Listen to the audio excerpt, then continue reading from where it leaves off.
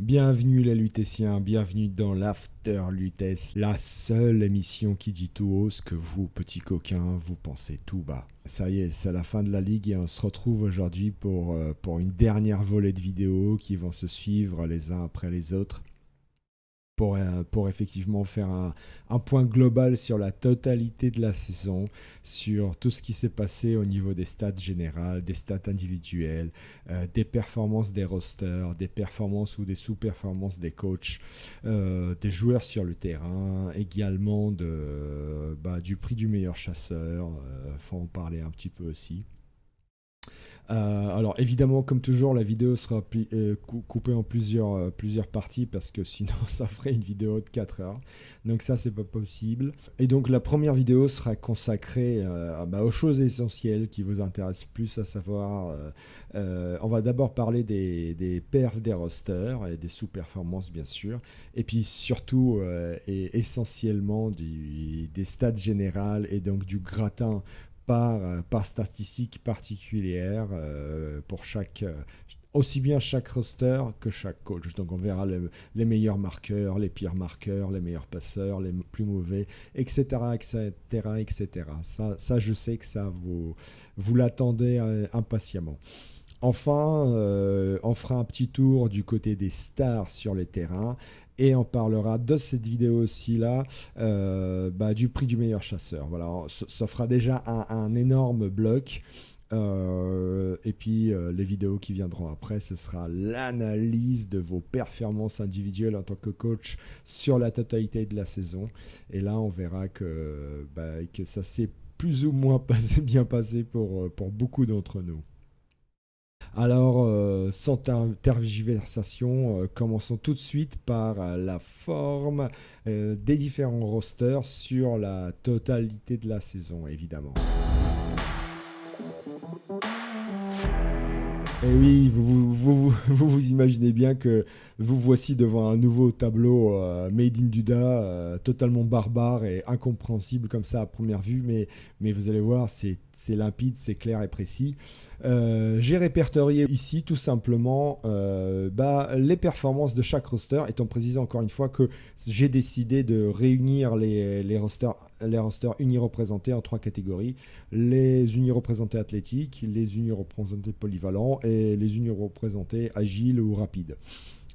Et qu'est-ce qu'on s'aperçoit sur ce tableau-là au niveau de la forme des rosters? C'est que les meilleurs ont été sur la totalité de la saison, encore une fois, je rappelle, les hommes lézards. Les hommes lézards finissent classement général avec une moyenne de position au classement de 11,5e place. Les 4 équipes engagées finissent à la 11,5e place au classement, ce qui est un résultat extraordinaire. Vous voyez que par rapport à l'année dernière, ils font beaucoup mieux parce qu'ils étaient à une 19,5e place l'année dernière. Donc là, il y a une progression immense. C'est la meilleure équipe, en fait. C'est l'équipe qui a la plus grande et meilleure forme du championnat. Ils finissent avec une moyenne de 29 points. 29 points, c'est énorme. 29 points par équipe homme lézard. Je ne sais pas si vous imaginez, ils sont presque à 30 points en moyenne par équipe sur les 15 journées jouées. Vous voyez que l'année dernière, ils étaient à 20,5 points en moyenne. Donc encore là, une fois, une progression énorme. Et puis, c'est eux qui ont le meilleur ratio, évidemment, de points sur le classement général, puisqu'ils sont à un ratio de 2,52 points. Alors c'est pas des points par match, c'est vraiment le ratio position moyenne, moyenne des points sur position moyenne. Donc c'est vraiment ils sont au-delà de tous les autres rosters, ils sont bien au-delà. Par exemple, les elfes noirs qui sont deuxième au niveau ratio points sur classement, vous voyez bien qu'ils sont presque à 1 point d'écart par rapport aux hommes lézards. Donc là on voit que les hommes lézards font tout simplement cette année, les rosters hommes lézards, les équipes hommes lézards font une performance juste incroyable, faramineuse. Allez, on va employer tous les adjectifs l'effectif qu'il faut, mais ils ont été incroyables cette année sur la régularité, pardonnez-moi, et la forme des équipes Hommes Lézards. C'est simple, les 4 équipes engagées ont toutes été qualifiées en barrage des playoffs. Ceci explique certainement leur position, mais ça veut bien dire que mené bien sûr par des coachs expérimentés, le roster Hommes Lézards qui est toujours très recherché et très populaire à la Lutèce, eh bien démontre toute sa force. Cette année démontre toute sa force et vous voyez la progression immense par rapport à l'année dernière. Loin derrière, pardonnez-moi, loin derrière les Hommes Lézards, plusieurs équipes se tirent la bourre. Alors, au niveau du classement moyen, ce sont les Nains qui arrivent en 2e position, mais vous voyez bien qu'au niveau des points, les Nains ne sont que 6e, puisque les Nains, s'ils finissent à une 16e place moyenne, ils ont en réalité seulement 25,5 points en moyenne par équipe. Ce qui leur donne en vérité une vraie position de 3e à égalité avec les Skaven. Et en réalité, les 2e, comme je disais, au niveau ratio points sur classement, ce sont les Elfes Noirs qui finissent donc avec une 16,5e place moyenne, donc une 3e place. Également, 3e place au niveau des points moyens, puisqu'ils enregistrent 26,5 points en moyenne, les 2 équipes engagées. Et donc, ils ont un ratio de 1,606 points au niveau du ratio points sur classement. Donc, ils sont loin derrière les Hommes Lézards, mais ils finissent 2e meilleure équipe, en fait, 2e meilleur roster du championnat. Voilà. Les 3e, ce sont, comme je disais, les Nains et les Skaven à égalité. Alors, vous voyez bien sur le tableau que les Skaven finissent avec un classement moyen inférieur aux Nains, puisqu'ils sont 17,25e au classement moyen, alors que les Nains étaient 16e. Et au niveau des points, ils finissent à 27,5 points en moyenne. Donc, vous voyez que là, il y a un petit déséquilibre entre Nains et Skaven, mais ce qui leur donne exactement le même ratio points sur classement. Alors, vous voyez que par rapport à l'année dernière, toutes ces équipes-là, que ce soit les Elfes Noirs, que ce soit les Skaven, ou même les Nains, font des progressions assez conséquentes, aussi bien en termes de classement moyen que de moyenne de points, que de ratio points sur classement. Puisque, par exemple, les Elfes Noirs, l'année dernière, ils avaient un ratio inférieur à 1 point au niveau points sur classement, et là, ils sont à 1,60. Donc, vous voyez, le bon, c'est le double de l'année dernière.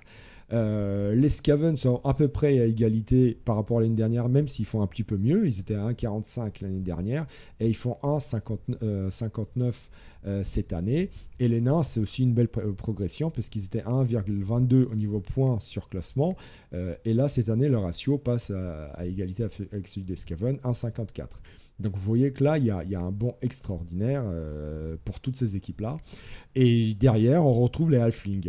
Extraordinaire équipe cette année, les Halflings. Extraordinaire roster, mené encore une fois par des coachs expérimentés, dont le meilleur coach au monde, évidemment. Pour ne pas le citer. 5e place, meilleur Minus évidemment, et puis surtout 2 équipes qualifiées en barrage des playoffs sur 3. Incroyable performance. Je ne pense pas qu'elle sera rééditée de sitôt. Et puis regardez-moi cette moyenne de ratio points sur classement, 1,47. Ça veut dire qu'ils ont engrangé un nombre de points incroyable et ils ont eu en moyenne une très belle place au classement parce qu'ils finissent 17,67e place moyenne au classement. Imaginez des Halflings qui sont en moyenne aux portes du top 16. C'est juste dingue. Et en termes de points, ils sont encore meilleurs puisqu'ils sont 4e équipe roster qui a engrangé le plus de points en moyenne, à savoir 26 points sur les 15 journées jouées. 4e, juste derrière les Elfes Noirs. Donc, je ne sais pas si vous imaginez la performance incroyable, extraordinaire de ce roster cette année. Ensuite, autres rosters qui ont bien parfait et qui sont nouveaux cette année à la Lutèce, les Démons de Corne. Les Démons de Corne, encore une fois, je répète, 2 équipes coachées par des coachs hyper expérimentés, multiples playoffables. Ils finissent à 1,32 points sur classement, donc le ratio 1,32 points, ce qui est aussi un excellent résultat. On voit que voilà, ils sont 6e en classement moyen et 7e en moyenne des points. Finalement, ils finissent 6e en ratio points sur classement, ce qui est vraiment le tableau qui montre le mieux la forme des différents rosters.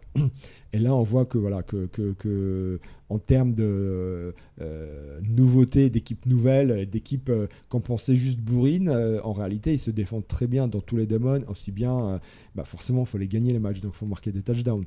Donc, ils sont plutôt performants, non seulement en touchdown marqué qu'en défense, et aussi donc forcément en termes de points gagnés. Donc c'est pas que une équipe bourrine, les démons de corne, contrairement à ce qu'on pourrait penser au premier abord. Les orques qu'on pensait mieux performer, là pour le coup les orques c'est un des rosters qui sous-performe cette année, même si en réalité ils se sont plutôt bien débrouillés puisqu'ils sont 9e en classement moyen, ils finissent 25,8e au niveau classement moyen. Certes, l'année dernière, ils étaient à une 11,25e place en moyenne. Donc, vous voyez la chute vertigineuse des orques. Bon, ils ont quand même réussi à qualifier plusieurs équipes en playoff, mais il n'empêche que la position moyenne et la moyenne des points est très basse par rapport à l'année dernière. 22,4 points en moyenne cette année, alors qu'ils avaient fait 28,75 points l'année dernière. Certes, cette moyenne de l'année dernière était surtout due à une performance dingue de Nicap et le propre avec leur équipe orc. Il n'empêche que voilà, cette moyenne cette année est beaucoup plus basse. Regardez le ratio points sur classement. L'année dernière, ils étaient à 2,56. Cette année, ils finissent à moins de 1, à 0,86 points dans ce ratio-là. Donc voilà ceci demande cela, une chute vertigineuse des orques, même si en réalité, ils sont dans la moyenne. Ils sont dans la moyenne comme d'autres équipes, telles les OELF, qui sont cette année nouveaux par rapport à l'année dernière, qui ont une très belle moyenne aussi. Voilà, ils réussissent quand même à qualifier 2 équipes en play-off. Mais par exemple, les Skaven avaient aussi qualifié 2 équipes en play-off. Vous voyez l'écart entre les Skaven et les OELF en termes de statistiques. Les nains du chaos des soirs, les nains du chaos étaient bien mieux positionnés, un petit peu mieux positionnés l'année dernière, tant en termes de classement moyen, puisqu'ils étaient 21e, là ils finissent à la 28e place. En termes de points, c'est pareil, et puis le ratio est légèrement inférieur à celui de l'année dernière. Donc on voit que les nains du chaos ont vraiment sous-performé par rapport à d'habitude. Ensuite, on retrouve 2 rosters. L'un qui voilà, on ne savait pas ce qu'il allait donner, c'est les Snotling et les Necromantiques quand vous voyez mieux par rapport à l'année dernière. Les Snotling finissent finalement à une pas si mauvaise place compte tenu des spécificités du roster. Ils finissent à une 27,5e place moyenne et 21 points en moyenne, grâce notamment à la performance géniale de Bodmelka qui réussit à les qualifier en phase finale, en barrage, et un ratio de 0,76. Là où, par contre, où le bas blesse, c'est pour les Nécromantiques. Les Nécromantiques étaient bien mieux lotis l'année dernière. Ils avaient fini à une 15e place moyenne. Là, c'est une 28e place moyenne. Donc vraiment, comme les orques, une chute assez vertigineuse. Pareil en termes de points. Alors là, c'est un petit peu moins bien par rapport au classement moyen qui, lui, est beaucoup moins bien. 21e place moyenne, donc en réalité c'est un petit peu mieux par rapport à l'année dernière, alors qu'ils étaient 23,66e place moyenne l'année dernière. Alors c'est aussi expliqué par le fait qu'il y avait moins d'équipes l'année dernière, donc la moyenne des points ou la moyenne le classement, la moyenne du classement général en soi n'est pas suffisamment parlante pour véritablement comparer les performances des différents rosters d'une année à l'autre. C'est pour ça que le meilleur tableau, c'est celui du ratio points sur classement. Et là, on voit que les Nécromantiques, l'année dernière, ils avaient un ratio de 1,58 et que cette année, c'est 0,75. Donc là, c'est un ratio 2 fois moins bon que celui de l'année dernière. Et c'est là qu'on voit que les Nécros ont sous-performé, même si, je rappelle, c'est un roster qui finit champion, qui finit champion grâce à SSB. Et c'est la première fois où un roster gagne la Lutèce, le même roster gagne la Lutèce 2 années de suite. Comme quoi les Nécromantiques, même si c'est un diesel, on le sait bien, c'est un roster qui est parfait pour la Lutèce. Je pense que l'année prochaine, on risque de le revoir parce que déjà c'est un roster sympa à jouer, vraiment sympa à jouer. Pour ceux qui ne l'ont jamais essayé, essayez-le, vous allez voir, c'est vraiment très plaisant. Et d'autre part, c'est un roster qui se débrouille super bien, même si c'est compliqué pour lui en début de ligue. On sait que plus on avance dans l'année, plus le roster devient puissant. Et après, quand on arrive en phase d'élimination directe, là, il donne toute sa pleine puissance parce que c'est véritablement un roster qui est très bon en défense. Et il lui suffit d'un touchdown. Et s'il peut gagner 1-0, c'est tout ce qu'il demande. Et cette année, c'est passé pour SSB justement comme ça. Et ensuite, on a les rosters qui véritablement ont déçu. Je ne vais pas parler des unis représentés agiles. Alors oui, il faut que j'en parle aussi. Ils finissent finalement pas mal au classement. Alors certes, là-dedans, c'est vraiment déséquilibré parce qu'on a d'un côté les elfes sylvains, de l'autre côté les slans. Si je ne faisais ce classement que par rapport avec prise en compte des équipes unies représentées dans ce tableau-là de manière individualisée, les elfes sylvains seraient loin devant tout le monde puisque c'est Zaiko qui les a joués, ils ont défoncé tout au classement. Mais vous comprenez bien que mettre une seule équipe par roster, c'était pas logique parce qu'en réalité ça ne donne en fait des stats moyennes que par rapport à une seule équipe. Donc si l'équipe performe, forcément elle sera dans le top, et si elle sous-performe, elle sera tout en bas. Donc j'ai préféré vraiment les regrouper par type d'équipe, et je pense que l'année prochaine c'est comme ça que je ferai. Tout le temps en fait. Et donc là on voit que malgré tout les unions représentées agiles, même s'il y a un total déséquilibre entre les deux, finissent pas si mal que ça avec un ratio de 1,27 en termes de points sur classement, ce qui est plutôt convenable pour des équipes qui ont plutôt des facilités à marquer et à engranger des points. Par contre, les équipes pour qui c'était très compliqué, vous le voyez sur le tableau, c'est toutes celles qui ont souffert tout au long de l'année. Les unis représentants athlétiques, alors là, petite digression, puisque les unis représentants athlétiques, j'ai mis les morts vivants, les renégats du chaos et le chaos dans cette liste-là, et vous voyez bien qu'en réalité, si on regarde individuellement, les morts vivants ont été excellents. Si je les mettais tout seul, ils auraient fini parmi les équipes les rosters qui ont le mieux performé. Alors que tant le chaos que les renégats auraient été vraiment tout en bas de ce classement-là. Il n'empêche que si on les regroupe, ils finissent à une pauvre 37e place en moyenne, avec 16,67 points en moyenne par équipe, ce qui, vous voyez, par rapport à l'année dernière, est bien inférieur, tant en classement qu'en termes de moyenne de points. Du coup, forcément, au niveau du ratio, c'est 0,45. Alors, c'est très bas. Encore une fois, c'est les morts vivants qui remontent un peu beaucoup cette moyenne-là, parce que si on prenait que les renégats et les élus du chaos, ils seraient vraiment tout en bas du classement. Et si on regarde, si on compare ces unis représentés athlétiques par rapport à l'année dernière, c'est 0,73 points l'année dernière en termes de ratio points sur classement l'année dernière, et cette année 0,45. J'ai du mal avec les 0,45 points, donc presque 2 fois moins. Donc c'est vraiment une saison très compliquée. Comme pour les autres équipes que vous voyez là, la Noblesse Impériale, pareil, ils avaient un ratio plutôt convenable l'année dernière de 1,01 points sur classement. Cette année, ils finissent à 0,39, ce qui est vraiment très bas, et je ne pense pas que, compte tenu des spécificités du roster et de sa débrouillardise à la Lutèce, je ne pense pas qu'on le revoit l'année prochaine, ou alors maximum une équipe, mais à mon avis, on ne le reverra pas. Les humains, j'avais prévenu que ça allait être très dur pour eux, j'avais prévenu en début de ligue, ça se confirme. Les humains finissent à 0,36 points sur classement, un ratio vraiment ridicule. L'année dernière, c'est 0,87 points sur classement. Donc là, pareil, c'est presque 3 fois moins que l'année dernière. Donc vraiment, on voit que les humains, ça a été une saison très dure, très compliquée. De même que pour l'Union Elfique. Alors l'Union Elfique, elle fait, pour le coup, même si elle est catastrophique, elle fait quand même mieux que l'année dernière, parce que l'année dernière, le ratio était de 0,21 points sur classement. Là, on fait 0,30. Alors, parce que j'y les ai joués, 0,31. C'est quand même mieux que l'année dernière, mais on voit que c'est un roster qui n'est pas adapté à la Lutèce. Encore une fois, pour moi, c'est un roster de tournoi.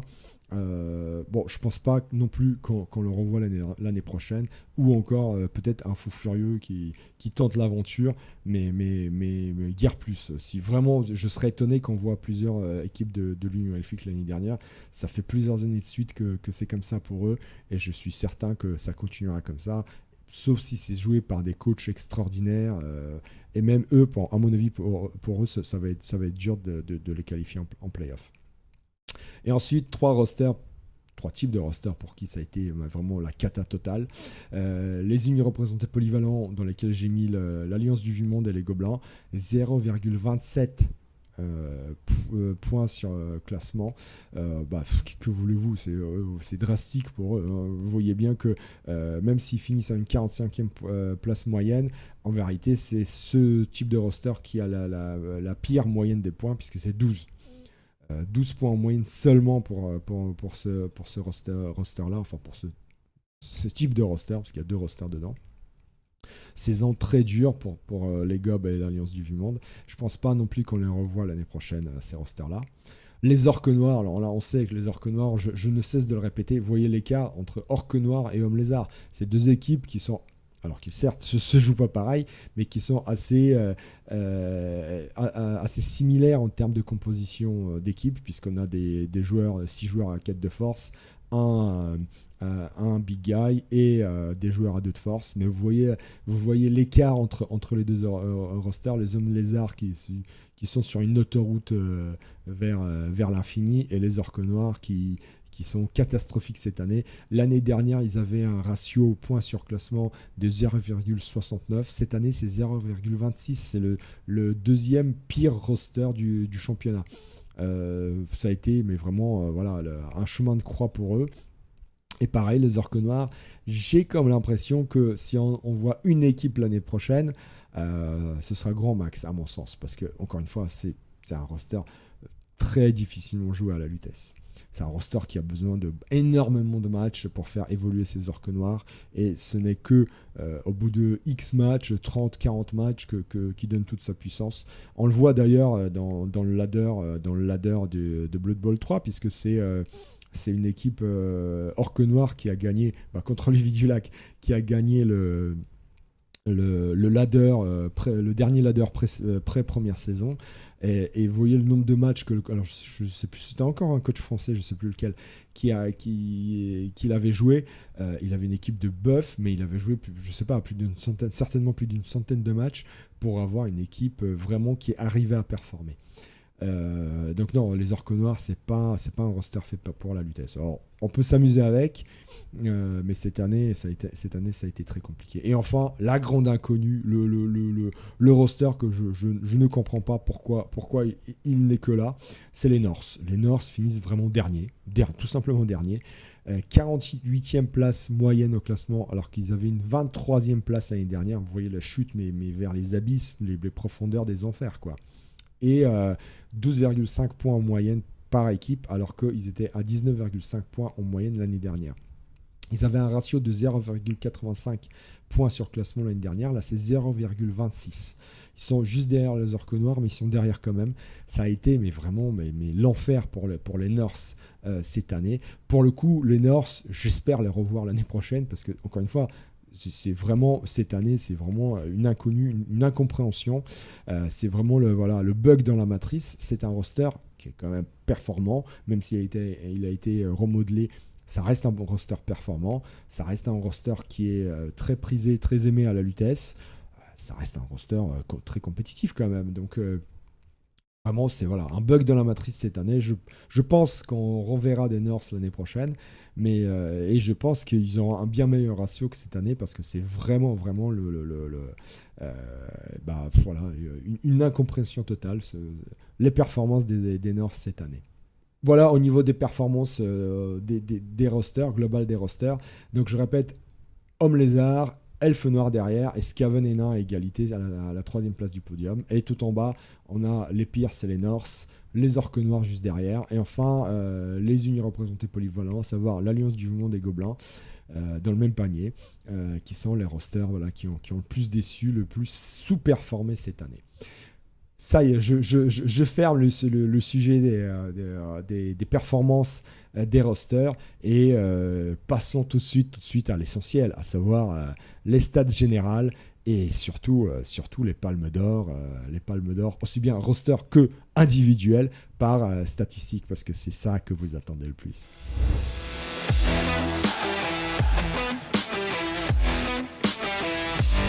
Alors, entamons tout de suite par la statistique essentielle, à savoir les touchdowns, et aussi bien marqués qu'encaissés.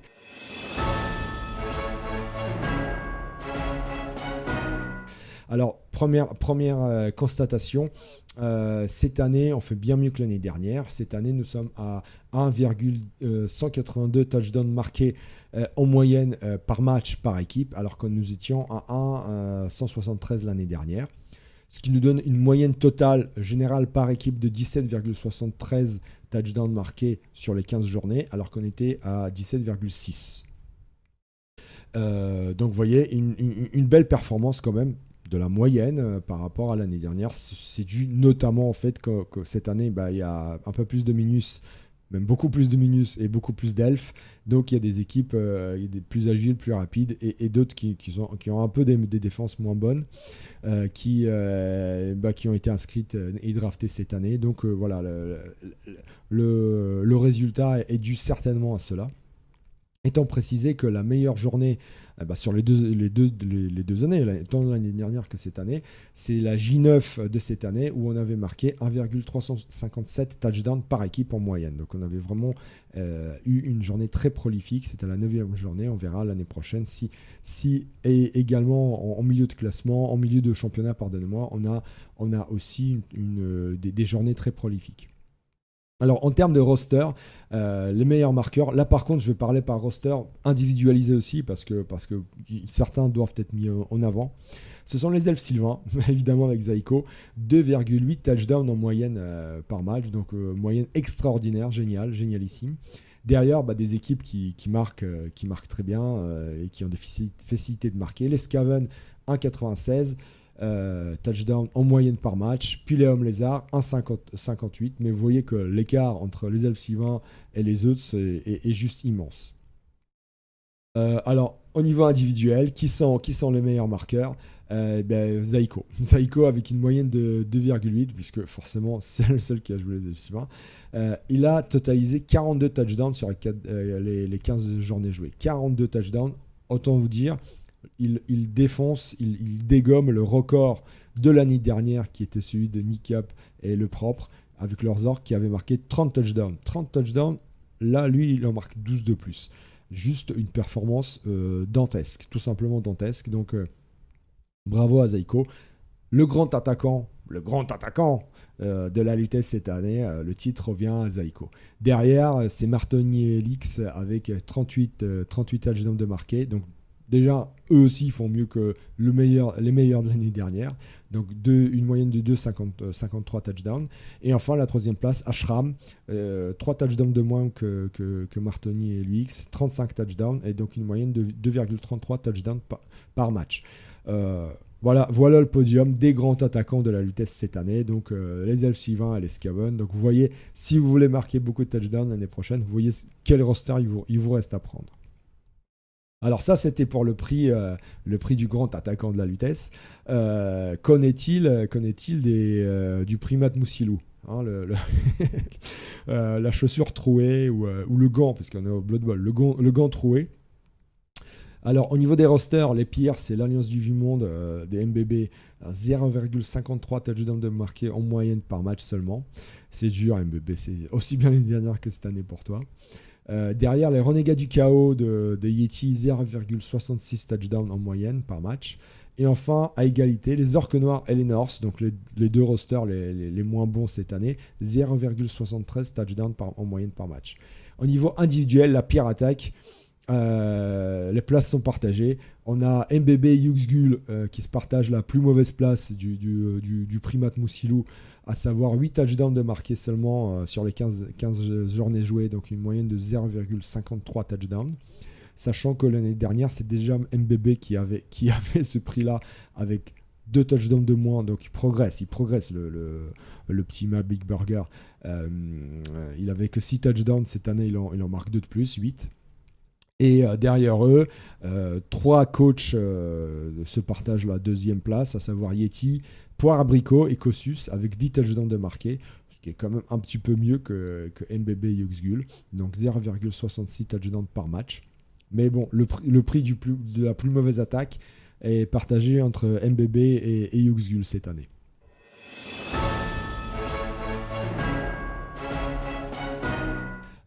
Les meilleures défenses maintenant. Les meilleures défenses, encore une fois, bon, même moyenne, hein, je vais la répéter. 1,182 touchdowns du coup marqués, donc du coup encaissés également. Donc c'est moins bien forcément que l'année dernière, puisque les défenses étaient moins poreuses l'année dernière, avec 1,173 touchdowns encaissés en moyenne par équipe par match. Étant précisé que la meilleure journée en termes de défense solide, était la J5 de l'année dernière, donc la fin du premier tiers du championnat, où nous avions tous encaissé moins de 1 touchdown par match, puisqu'on était à 0,95 touchdown par équipe et par match d'encaissé sur cette journée-là. Donc c'était vraiment la journée la plus solide défensivement, donc également la moins bonne au niveau offensif.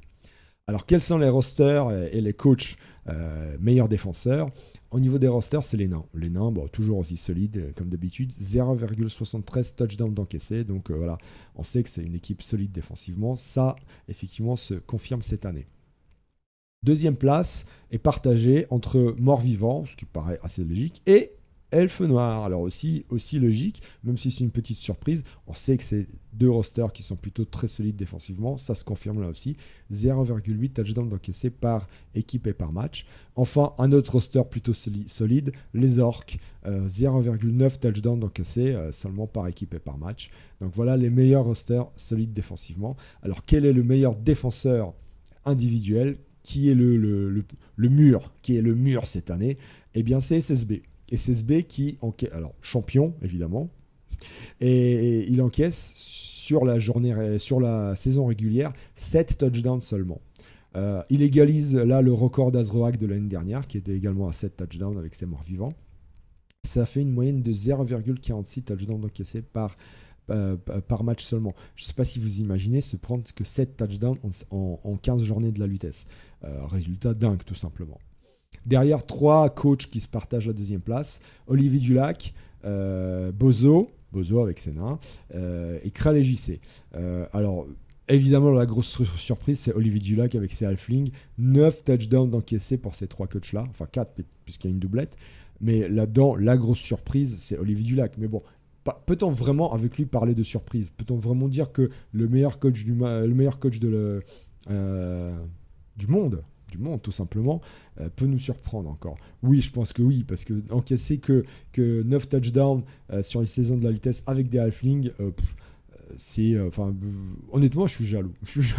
En tant que coach des halflings, je suis jaloux. Voilà, je l'avoue. C'est voilà, faut qu'on prenne tous des cours. Il va se les faire payer ces cours, Olivier Dulac, un jour, parce que c'est dingue ce qu'il fait comme performance. Et enfin, la 4e place du classement, enfin la 5e place du classement, c'est Pixman. Pixman avec ses orques, une superbe année également de Pixman avec ses orques, 10 touchdowns encaissés, et donc une moyenne de 0,66 touchdowns encaissés par match. Alors, ça c'était pour le prix du mur. Qu'en est-il du prix de la passoire? Qui ont été les passoires de la saison? En termes des rosters, forcément, l'Alliance du Monde de Ma Big Burger, 1,8 touchdowns encaissés par match. Donc, c'est le moins bon roster en termes de touchdowns marqués et le moins bon en termes de touchdowns encaissés. Saison compliquée pour l'Alliance du Monde. C'est pour ça que je disais, on risque de ne pas les revoir l'année prochaine. Derrière, le renégat du chaos, donc pareil, saison très dure, aussi bien en attaque qu'en défense. 1,73 touchdowns encaissés par Yeti et ses renégats sur la saison.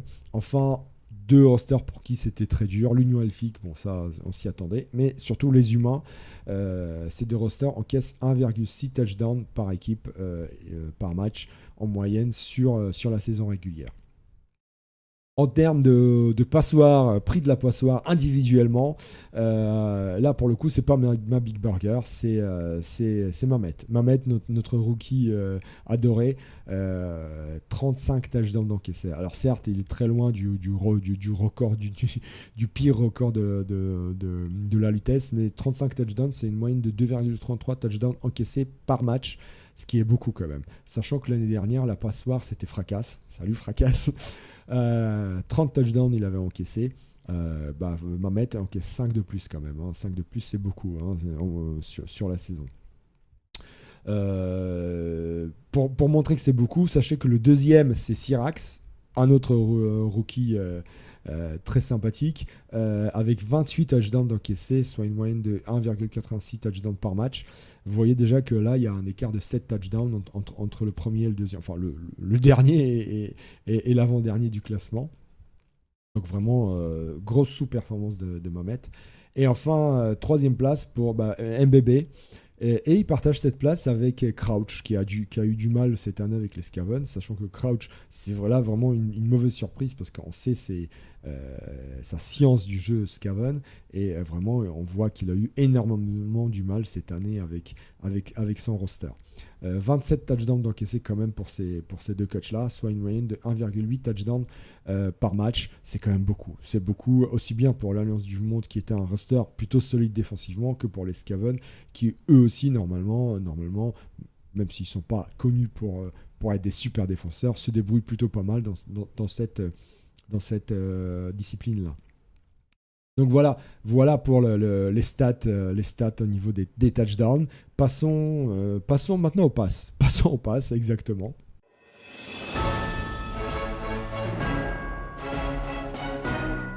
Alors en termes de passes, également, c'est mieux que l'année dernière, mais vous verrez que globalement, on a toujours fait mieux en moyenne que l'année dernière. L'année dernière, on avait marqué 0,561 touchdowns, 0,561 passes par équipe et par match. On est à 0,602 passes par équipe et par match.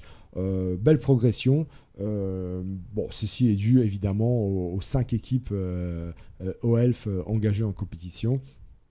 Et notamment à la volonté d'Azroag de battre le record historique et absolu du nombre de passes sur la saison. On verra s'il y est parvenu ou pas, mais ceci explique certainement cela, la raison pour laquelle on a une très belle moyenne. Alors, en termes d'équipe, moyenne globale, on est à 9,03 passes par équipe. L'année dernière, on avait fait 0,42 passes par équipe, donc vous voyez une belle progression, presque, plus de 0,5 passes par équipe de réaliser en moyenne, ce qui est une belle progression. La meilleure journée en termes de passes, c'était la première journée, là on s'était lâché, première journée de cette année, on avait fait en moyenne par équipe, sachant qu'il y a des équipes qui ne font pas de passes, 0,839 passes par équipe et par match. On s'était vraiment lâché là, on s'était dit ça y est, faut que les lanceurs engrangent des points. On avait fait des passes entre lanceurs et receveurs, j'imagine, et beaucoup d'équipes avaient fait ça, et on avait fait une superbe moyenne sur la première journée cette année. On verra si on réitère cette tactique l'année prochaine. En termes des rosters, les meilleurs, qui sont les gants de velours, les meilleurs passeurs. Forcément, vous imaginez bien qu'au niveau des rosters, les meilleurs, ce sont les OELF. 2,21 passes en moyenne par équipe et par match. Superbe résultat. Plus de 2 passes en moyenne par équipe et par match sur la saison. C'est juste un résultat incroyable. Derrière, vous voyez, l'écart est déjà immense. L'Union Elfique, 1,63 passes. Et enfin, MBB avec son Alliance du Vu-Monde, 1,2 passes en moyenne par match. MBB, c'est l'Alliance du Vu-Monde, ok, très bien, ils ont un lanceur, mais non, c'est pas comme ça qu'ils vont le jouer. Et il est pas bon, ce lanceur. Donc arrête de faire des passes avec l'Alliance du Vu-Monde. Donc voilà, en termes des meilleurs passeurs roster. Alors, qui est le gant de velours, de la saison? Évidemment, je le disais, c'est Azroag avec 57 passes réussies sur les 15 journées jouées de la saison régulière. Une moyenne de 3,8 passes par match, presque 4 passes par match en moyenne sur la saison, c'est incroyable. Il bat le record de l'année dernière de Hank Morpork qui était de 55 passes avec son lanceur John Moon.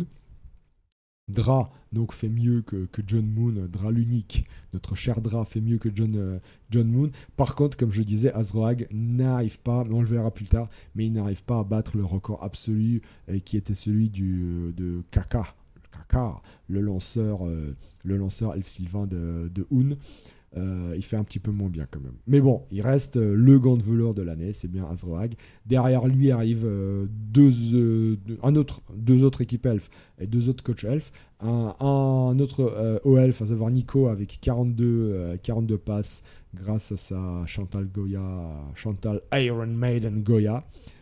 On verra ce qui lui est arrivé par la suite. 42 passes, donc une moyenne de 2,8 passes par match.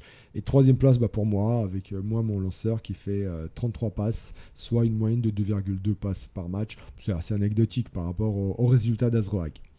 Alors, qui sont les plus mauvais passeurs en termes de roster, forcément des rosters qui font pas de passes, les nains du chaos. Par contre, les gobelins, là, je suis étonné parce que 0,06 passes réussies par match pour les gobelins, ça veut dire que les lancers de gobelins par les trolls de l'opprobre n'ont pas réussi.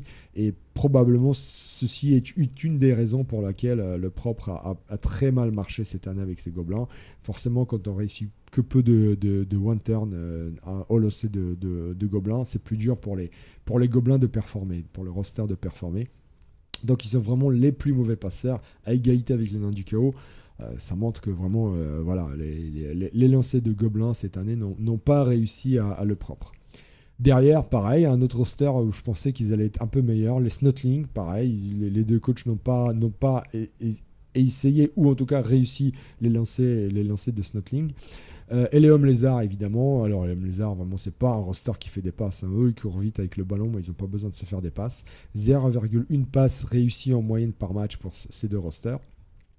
Et voilà, globalement c'est ces rosters-là qui sont les moins bien lotis en termes de passes réussies. Alors, il y a beaucoup de coachs qui n'ont pas fait de passes du tout, je ne veux pas tous les citer, peu importe, mais voilà, on sait très bien qu'il y a des rosters qui ne sont pas faits pour faire des passes, et il y a pas mal de coachs cette année qui n'en ont pas fait du tout, voilà, tout simplement. On termine avec les statistiques du jeu avec le ballon. On va maintenant s'intéresser aux statistiques du jeu avec les poings et les crampons. Et je sais que c'est ce que vous entendez le plus, à savoir les sorties, les blessures subies, les agressions et puis évidemment le facteur de violence. Petite digression. Au niveau des stats individuelles et des stats officielles, celles que j'ai pu récupérer, on a fait 0 déviation, 0 interception réussie cette année. Évidemment, quand il y a beaucoup d'équipes O-Elf et qu'elles font beaucoup de passes, c'est plus dur d'intercepter un ballon lancé par un lanceur O-Elf. Donc, je comprends qu'on n'ait pas fait d'interception ou de déviation cette année. Mais bon, c'est à souligner, puisque l'année dernière, on en avait fait quelques-unes quand même.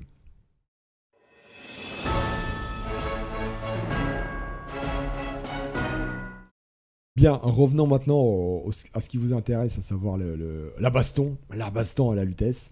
Là, encore une fois, on fait mieux que l'année dernière. En termes de sorties, on est à 1,807 sorties réalisées. Sorties OD, là on parle de sorties OD. 1,807 sorties réalisées par équipe par match en moyenne. On était à 1,766 l'année dernière, donc on fait presque 0,1 point de mieux que l'année dernière, donc c'est une très belle progression. En termes de moyenne totale, on est à 27,107 sorties réalisées au total sur les 15 journées par équipe en moyenne. On était à 26,65, donc vous voyez la progression est assez conséquente. La meilleure journée, c'est la J13, la plus violente cette année, c'est la J13. la plus violente en termes de sorties OD, avec 2,107 sorties par équipe par match, donc plus de 2 sorties par match en moyenne réalisées OD sur la J13. Vous voyez bien la violence de la journée, quoi. Je ne sais pas si vous vous imaginez, mais ça a été une journée plus que sanglante. Alors, le Bachelor. Qui ont été les Bachelors? Le Bachelor cette année. À qui revient le prix du Bachelor? Alors au niveau des rosters, le meilleur, ça a été les morts-vivants de Buckler et Scarlan. 3,26 sorties en moyenne par match. Extraordinaire résultat, mais bon, on est assez habitué avec les morts-vivants à ce qu'ils fassent plus de 3 sorties en moyenne par match.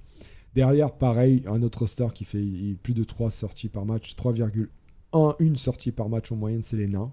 Et enfin un roster là qui nous étonne tous, les Halflings, les gars. Les Halflings, 3e place du Bachelor en termes de roster, 2,37 sorties en moyenne par match et par équipe. C'est dû évidemment beaucoup aussi bien aux Omar engagé, Costard naturellement, mais bon, la moyenne de 2,37 sorties par équipe par match des Halflings à la 3e place au podium est juste extraordinaire, ce qui démontre véritablement une saison, mais vraiment au-delà de toute espérance pour les Halflings. C'est vraiment, je ne pense pas que ce résultat sera réitéré dans les années à venir.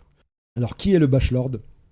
Le Bachelor de cette année, petite particularité, il est double.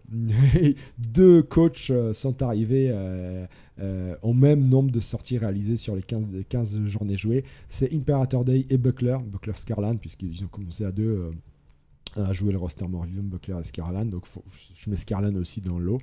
49 sorties OD sur les 15 journées jouées, soit une moyenne de 3,26 sorties. Donc il n'y a pas véritablement de Bachelor individuel, ils se partagent la première place, ces 2 coachs, sachant qu'ils battent le record qui était déjà très bon de Ma Big Burger de l'année dernière, qui était de 46 sorties. Ma Big Burger, malheureusement, tu te fais déclasser cette année. Pour 3 sorties de plus, ils te battent, aussi bien Imperator Day que Buckler et Scarlan. La 2e place revient à un coach qui a eu énormément du mal, mais qui s'en est bien sorti en termes de bâche, à savoir Mamet. 46 sorties OD réalisées, soit une moyenne de 3,06 sorties. Donc bravo, chapeau à toi Mamet. Avec ton joueur star Mark Landers, tu as vraiment mangé les statistiques là, donc vraiment chapeau pour cette performance. Et 3e place du podium, enfin 4e place du podium, parce que la première est partagée, c'est Bozo, un autre coach nain, avec 44 sorties réalisées, donc 2 de moins que Mamet, 2,93, donc un peu moins que 3 sorties en moyenne par match, 2,93, qui est aussi un résultat très bon. Voilà, donc des équipes costauds, des équipes qui tapent, avec Mamet au milieu, mais bon, on sait que les humains sont plutôt agiles aussi dans cette épreuve-là de la bâche, donc bravo à Mamet aussi, puis bravo au Bachelor qui est double, Imperator Day et Buckler et Scarlan cette année. Alors, qui sont les victimes? Qui sont ceux qui ont été les moins bons en termes de sortie? Forcément, on va retrouver là des équipes agiles, plutôt rapides. L'Union Elfique, 0,8 sorties réalisées seulement par équipe et par match. Voilà, bon, c'est pas une équipe qui est là pour faire, pas un roster qui est fait là pour taper, donc forcément ce résultat est normal. Après, les 2e moins bons, là, pareil, en bug de la matrice, puisqu'on retrouve les Gobelins. Quand même, les Trolls, on espérait qu'ils allaient faire mieux que ça. Et surtout, les Renégats du Chaos. Les Renégats du Chaos sont le 2e moins bon en termes de sortie. Je ne sais pas si vous imaginez, sachant que l'année dernière, c'était les Bachelors. Là, cette année, ils font seulement 1,13 sorties par match en moyenne, soit autant que les Gobelins, et c'est à peine mieux que l'Union Elfique. Donc les Renégats du Chaos, c'est une saison mais juste à oublier, parce qu'ils sont 2e moins bon roster en termes de sorties réalisées. C'est juste incompréhensible. Enfin, 4e place des moins bons, c'est les Vampires. On sait que c'est un roster qui a du mal à la vitesse, 1,23 sorties seulement par équipe et par match. Voilà, encore une saison à oublier pour les Vampires également. Alors, qui ont été les fragiles, cette année. Le plus fragile, ça a été Syrax. Seulement 10 sorties réalisées au dé sur les totalités de la saison. 0,66 sorties en moyenne par match. Alors, il fait une sortie de plus que le fragile de l'année dernière, à savoir Fracas, qui avait fait que 9 sorties. Avec l'Union Elfique également. Syrax en fait une de plus, donc on va dire que voilà, il sauve la face, même si c'est le fragile de l'année, c'est bien Syrax. Derrière lui, avec 12 sorties, c'est Nico, un haut elfe. 12 sorties, donc une moyenne de 0,8 sorties par match. Et à la troisième place moins bonne, c'est moi-même, Duda. 14 sorties, bon, c'est quand même mieux que les deux larrons derrière moi.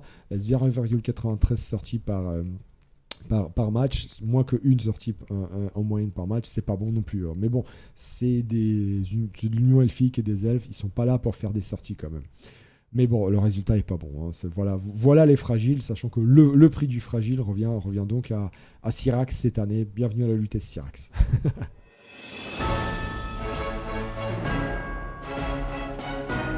Alors, en termes de blessures subies, là je mets non seulement les blessures subies au dé, mais toutes sortes de blessures que les coachs ont subies, aussi bien les agressions qui sont prises dans la tronche, les esquives ratées, les GFI ratés, les sorciers, etc. Là encore, en termes de blessures subies, on s'en est pris plus que l'année dernière. On est à 2,205 sorties subies en moyenne par équipe et par match sur la saison. On était à 2,195. Donc, petite progression aussi cette année là-dessus. Ce qui nous fait 33,089 sorties subies par équipe sur la totalité de la saison. On était à 32,925. Donc, vous voyez, petit écart, mais quand même, on progresse là-dedans aussi. Alors, évidemment, le fait qu'il y ait eu 6 équipes minus augmente cette moyenne-là, forcément. Mais il y a eu 6 minus, mais il y a eu aussi plus d'équipes solides. Donc, la moyenne aurait pu être la même. Elle est légèrement plus grande que l'année dernière. La meilleure journée, la meilleure en termes de violence, celle où on s'est vraiment pris le plus de sorties en tout genre dans la tranche, c'était la J8 de l'année dernière par contre. 2,55 sorties subies par équipe et par match. Donc 2,5 en fait. Donc résultat extraordinaire, ça veut dire qu'on avait eu en moyenne 2,5 joueurs blessés gravement, en tout cas blessés, sortis du terrain par équipe et par match sur la 8e journée de l'année dernière. Alors en termes de stats par roster et de stats individuelles, qui ont été les plus solides, qui ont été les rocheux, les durs à cuire de l'année. Forcément, en termes de roster, vous imaginez bien qu'on va retrouver les rosters solides. Les nains avec 1,23 sorties subies en moyenne par équipe et par match. Très bon résultat. Juste derrière les orques, 1,26 sorties subies par équipe et par match. Et enfin, la 3e place, un peu derrière quand même, les démons de corne, roster qui s'avère finalement très solide. 1,63 sorties subies par équipe et par match seulement. Donc mieux que les morts vivants, mieux que des rosters plutôt solides comme les nécromantiques ou autres noblesse impériale ou même nains du chaos. Des mondes cornes qui surprennent quand même leur monde par la solidité du roster. Alors qui a été le rock de l'année? Le rock de l'année, c'est Imperator Day. Seulement 13 sorties subies sur la saison, soit une moyenne de 0,86 sorties subies par match. Il fait mieux que les rocks de l'année dernière, à savoir Nick Capel propre qui avait subi 15 sorties sur la saison. Il fait que deux sorties subies de moins. Donc véritablement, Imperator Day, le rock de l'année, c'est lui. Derrière lui, on retrouve Latima Gongon. Bon, 15 sorties subies, mais effectivement, elle a eu 2 abandons, donc forcément, la moyenne est un peu viciée. Et enfin, un autre coach, là, belle surprise, c'est une équipe qui a été jouée par 2 coachs cette année, c'est celle de Leguman et Galadjin. 16 sorties subies seulement, soit une moyenne de 1,06 sorties subies sur la saison. Très bon résultat pour des orques noirs, pour qui on avait dit que c'était une saison très compliquée. Là, aussi bien Leguman que Galadjin nous ont surpris par la solidité de leur équipe. 3e place pour eux, donc au classement général. Alors, qui ont été les victimes, ceux qui se sont pris le plus de sorties dans la tronche? En termes de roster, on va retrouver quand même des des minus, à savoir les Snotling, forcément 3,83 sorties subies par équipe et par match. C'est beaucoup, mais c'est des Snotling. Sachant qu'ils sont 14, entre 12 et 14 sur le terrain, c'était pas très grave. Mais bon, c'est quand même eux les victimes en termes de roster sur la saison. Derrière les Gobs, on pensait que les Alf allait être très mauvais aussi. Non, c'est les Gobs, avec 3,06 sorties par match pour les Gobs de le propre. Là aussi, ça démontre la raison pour laquelle il a eu du mal à perfer le propre cette année. Il s'est pris beaucoup trop de sorties. Pour le coup, les Gobs, ils ne sont pas 13 ou 14 sur le terrain, ils sont bien 11 au début de chaque drive. Donc il a eu énormément du mal là-dessus en termes de résistance de son équipe. Enfin, l'Union Elfique. Oui, l'Union Elfique, c'est fragile. C'est aussi fragile que des Gobelins en réalité. 2,96 sorties subies par équipe et par match en moyenne sur l'année. Oui, ça démontre aussi la raison pour laquelle l'Union Elfique a eu du mal à perfer sur la saison. Alors, à qui revient le prix de la victime de l'année? Bud Milka. Bud Milka, oui, bon, en Snotling, forcément, 64 sorties subies quand même sur la saison pour Bud Milka, 4,26 sorties par match. Et c'est là qu'on voit quand même si c'est la victime, c'est là qu'on voit la performance de Bud Milka, puisque avec cette moyenne très dure de 4,26 sorties par match pour son équipe, il réussit quand même à les qualifier en barrage des playoffs. Donc performance, mais juste géniale de notre cher président adoré. Bravo à lui, même d'avoir qualifié les Snotling malgré cette moyenne très mauvaise, malgré son prix de la victime de l'année. Sachant que l'année dernière, c'était Fracasse en Union Elfique, 62 sorties qu'il avait pris sur l'année. Bud Milka fait moins bien même que Fracasse avec 64, donc 2 de plus que Fracasse l'année dernière, sachant que Fracasse l'année dernière, c'était déjà énorme. Pour vous montrer l'écart, le deuxième plus mauvais, c'est Olivier Dulac. Et ouais, malgré tout, Olivier Dulac, avec des Halflings, 55 sorties subies sur la saison, soit une moyenne de 3,66 sorties par match. Là aussi, extraordinaire performance. Subir 3,66 sorties par match en moyenne et finir quand même avec moins de 10 touchdowns d'encaissés sur la saison. C'est de la magie. C'est quoi? C'est un prestidigitateur. Je ne sais pas comment il fait. Peut-être qu'il cache des figurines dans sa manche et il les sort comme ça. On ne voit pas. Le problème, c'est qu'il joue avec des chemisettes ou des polos. Donc, je ne sais pas comment il fait. Alors, certes, il a des petits bras. On est d'accord. Mais je ne sais pas comment il fait. Je ne sais pas comment il fait pour se prendre autant dans la tronche avec ses halflings et finalement être aussi résistant défensivement. Il faut qu'il nous donne des cours, ce mec. Il faut vraiment qu'il nous donne des cours. J'arrête là la lèche quand même, parce que ça suffit. Enfin, troisième plus mauvaise place revient à deux coachs qui ont eu du mal aussi cette année. Un coach Snotling Morrigan qui fait quand même mieux que Bud Milka. Et Crouch aussi, je disais, Crouch a eu une saison très difficile. 51 sorties subies par ces deux coachs-là, soit 3,4 sorties subies en moyenne. Alors pour Morgan, forcément, c'est moins grave, puisque c'est des snots.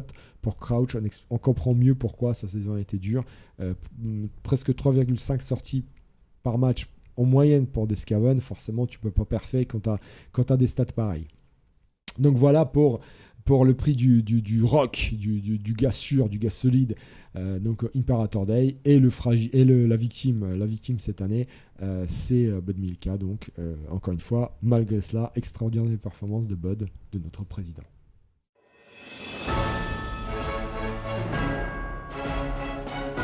Alors, sortie publique rapidement, parce que c'est peut-être la seule statistique où on fait moins bien que l'année dernière. Sortie publique, on fait 0,078 sorties publiques par match. On était à 0,09, donc meilleure perf l'année dernière que cette année. Alors, qui sont les bons rosters cette année? Le Chaos et la Noblesse Impériale. 0,13 sorties en moyenne pour ce roster-là par match. Les Orcs se débrouillent plutôt pas mal aussi. Alors plutôt pas mal, encore une fois, tout est relatif vu les stats. 0,1 sorties par équipe du public, par équipe et par match. 0,106 en fait en réalité. Et derrière, on a les Nains du Chaos et le Vampire, juste derrière avec 0,1 sortie par équipe et par match. Bon, peu importe, c'est totalement anecdotique. Sachant que au niveau du public le plus violent, le prix revient à Martoni et Luix, qui font 4 sorties du public sur la saison, donc une moyenne de 0,26 sorties publiques par match, sachant que le public le plus violent, le prix du public le plus violent l'année dernière est revenu à Sobek, qui avait fait quand même 7 sorties du public avec Senna. Cette année, le public le plus violent, c'est celui de la RATP. Ça, c'est les gars de la CGT, je suis sûr. Donc, c'est la RATP qui a eu le public le plus violent, mais seulement 4 sorties publiques sur l'année. C'est vraiment très peu. J'espère qu'on se remotivera, qu'on remotivera notre public pour l'année prochaine, parce qu'on veut voir du public qui défouraille les joueurs l'année prochaine. Voilà. Alors, bon, ça c'était anecdotique. Passons au plat de résistance, à savoir les agressions.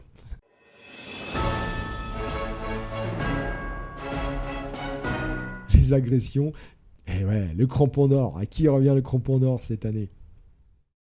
En termes d'agression, il faut comprendre que la moyenne est identique à celle de l'année dernière. C'est dingue. On fait 0,32 agressions par équipe et par match sur cette année, soit exactement la même moyenne que l'année dernière. On fait 4,8 agressions par équipe sur la saison, pareil que l'année dernière donc, sachant que la saison la plus violente en termes d'agression, c'était la J8, donc vraiment le milieu du championnat de l'année dernière. On avait fait 0,55 agressions par équipe et par match sur cette journée-là. J'espère que l'année prochaine ça progressera. Alors, qui est le crampon d'or ? Donc, en termes de roster, les meilleurs, c'est les Slan. 1,06 agressions par équipe et par match. Bravo les Slan. On ne les attendait pas à ce niveau-là. Ça, c'est Aredel qui voulait être crampon à la place du crampon d'or. Il n'a pas réussi. Derrière, les élus du chaos. Alors, on sait que les élus du chaos, ils aiment quand même bien. C'est quand même un roster qui aime bien agresser. 0,8 agressions par match, avec une équipe d'engagés. Enfin, les morts vivants et les orques noirs se partagent la 3e place avec 0,6 agressions par match. Alors, qui est le crampon d'or de cette année ? Eh bien, c'est le même que l'année dernière, les mêmes que l'année dernière, bravo à eux. L'Araigne et Pedro, encore une nouvelle fois, crampon d'or de la Lutèce. Une énième fois en fait, on va dire. 18 agressions par contre seulement, de 1,2 par match en moyenne, sachant qu'ils avaient fait 23 agressions l'année dernière. Ils sont encore un petit peu, ils ont encore raté le record historique qui appartient à un célèbre coach, célèbre youtubeur, mais je ne dirai pas plus. Donc 23 agressions pour l'Araigne et Pedro l'année dernière, 18 seulement cette année, mais ça reste eux le crampon d'or, donc bravo parce que voilà, ils ont réussi à défendre leur titre. On verra si l'année prochaine ils font le hat-trick. Derrière, eh bien, celui qui voulait devenir vizir à la place du vizir, à savoir Aredel, il finit à deux longueurs avec 16 agressions réussies, une moyenne de 1,06 agressions. Et enfin, une équipe qui est connue pour agresser, à savoir les orques noirs de Legumoine puis de Galadjin, avec 13 agressions, donc quand même loin de l'Araigne et Pedro, 13 agressions, soit une moyenne de 0,86 agressions par match. Encore une fois, donc chapeau au crampon d'or. Big up au crampon d'or de cette année.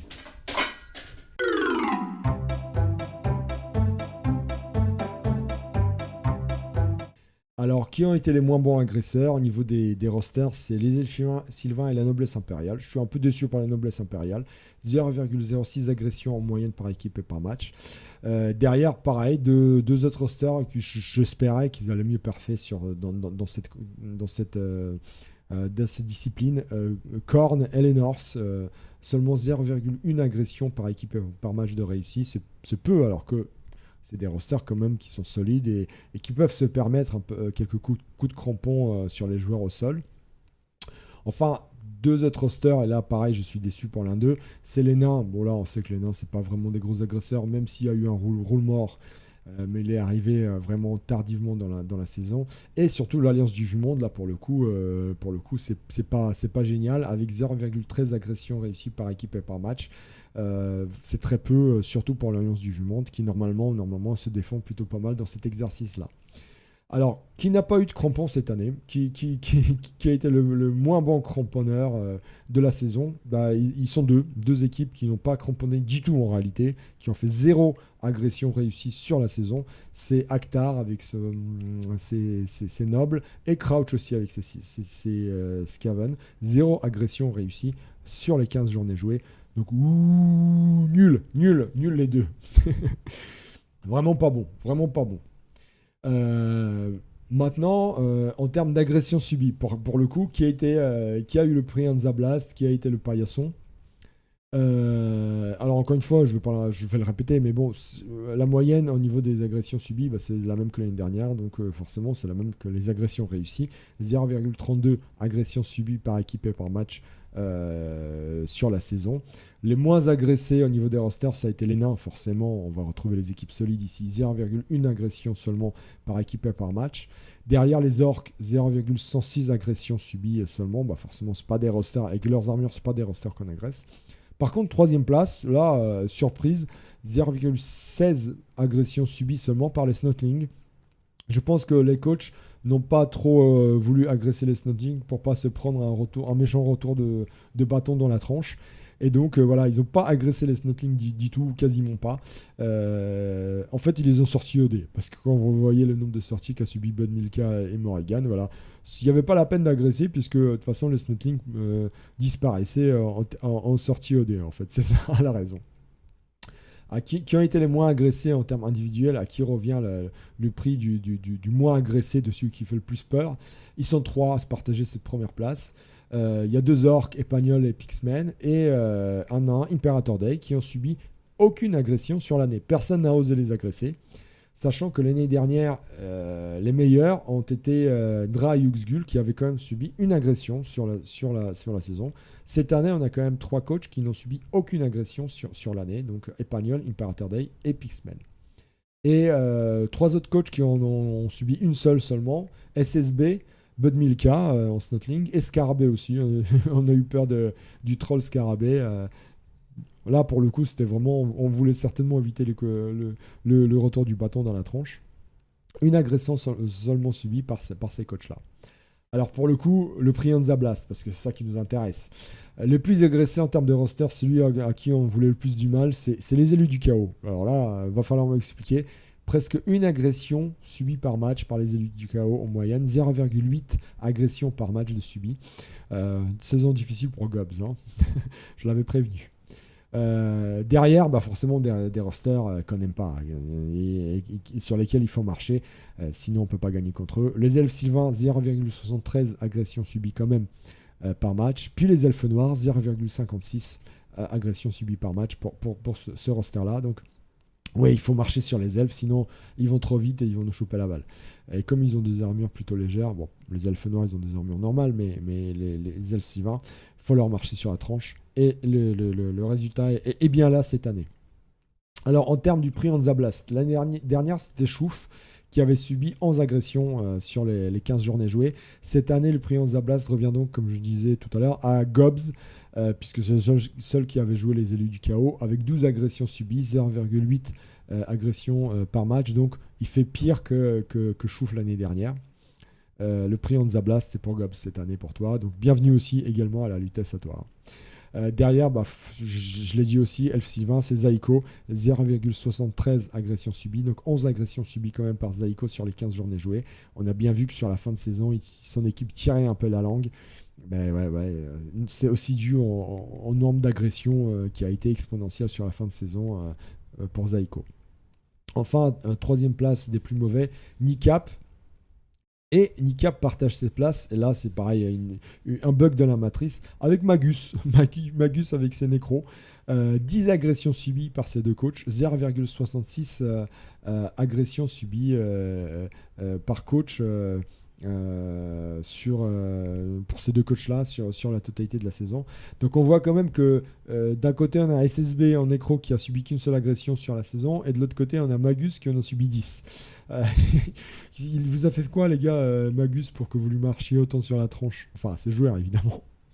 En tout cas, le prix Hansa Blast, je répète, c'est Gobs cette année. Bienvenue à la Lutèce Gobs.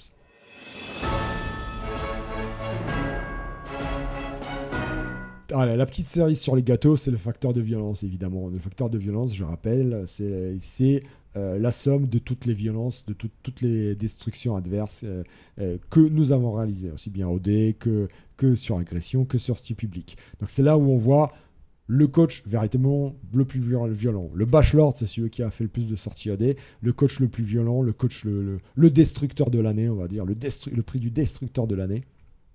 On va voir qui il revient. Sachant qu'une nouvelle fois, en termes de destruction, on a une très belle moyenne sur la saison.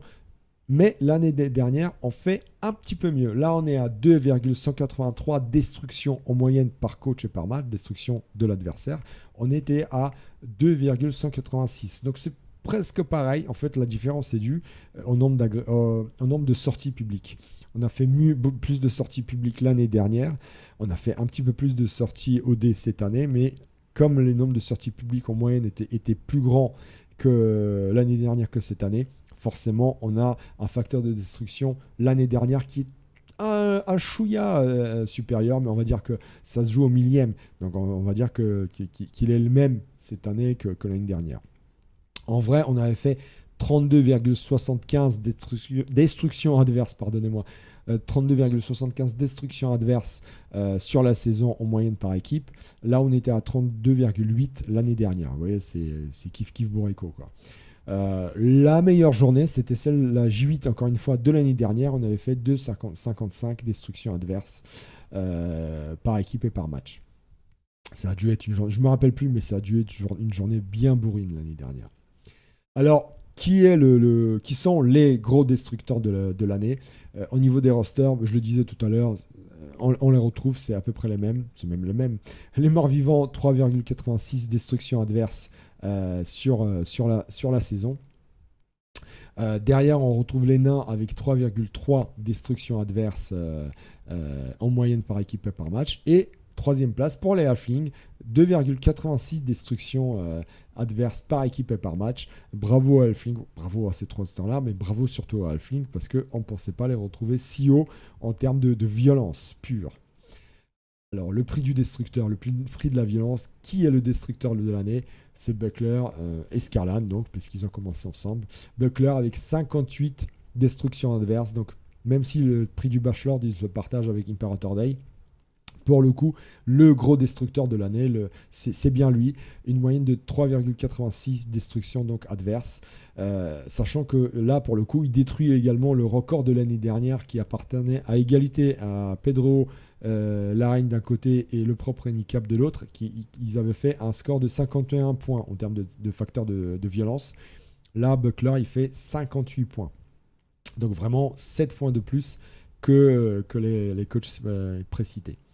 Derrière, on pensait que ça allait être Imperator Day. Et non, Imperator Day se fait dépasser par un petit coach qui monte. Enfin, un coach, une équipe qui avait été jouée par deux coachs, à savoir Galadjin et Leguman. 53 points en termes de facteurs de violence. Et oui, beaucoup d'agressions, forcément, et pas mal de sorties réalisées. 53 points, ce qui lui donne une moyenne de 3,53 destructions adverses par match.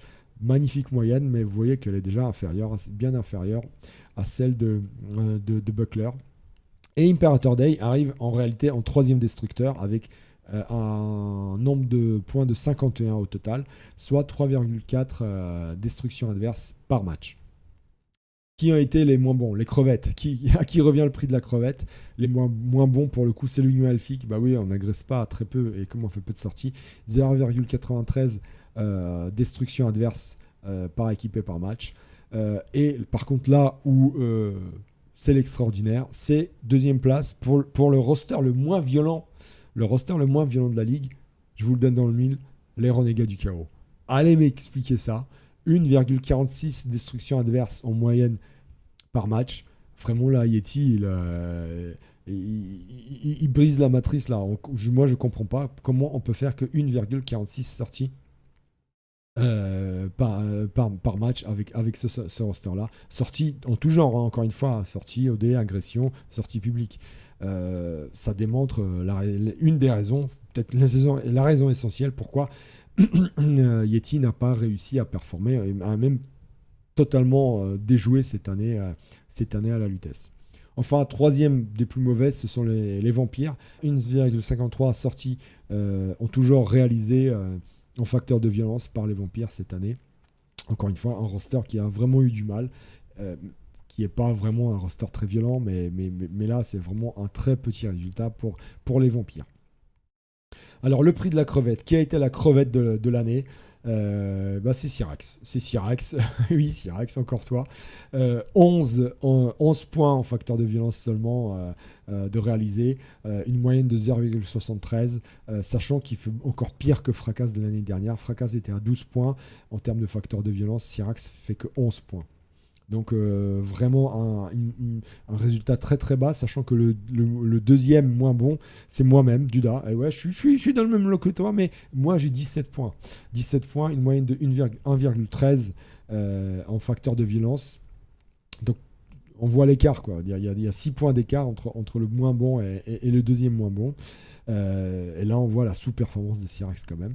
Et à la troisième place des moins bons, on retrouve deux elfes, Nico et Sobek, 18 en termes de facteur de violence, soit 1,2 points seulement en moyenne par match. Ce qui est un tout petit score également pour ces coachs-là. Donc voilà pour la baston, la bagarre. Je répète encore une fois, les gros vainqueurs quand même, ça reste Imperator Day, ça reste Buckler naturellement, ça reste Pedro Elaragne en termes de crampons d'or. Et les moins bons, c'est Syrax, c'est Gobbs avec son prix en Zaplast. Voilà. Le moins violent, c'est bien Syrax. Le plus fragile, c'est Bud Milka. La victime, c'est Bud Milka. Et Gobbs en termes de celui qui s'est fait le plus marcher dessus à coup de crampon.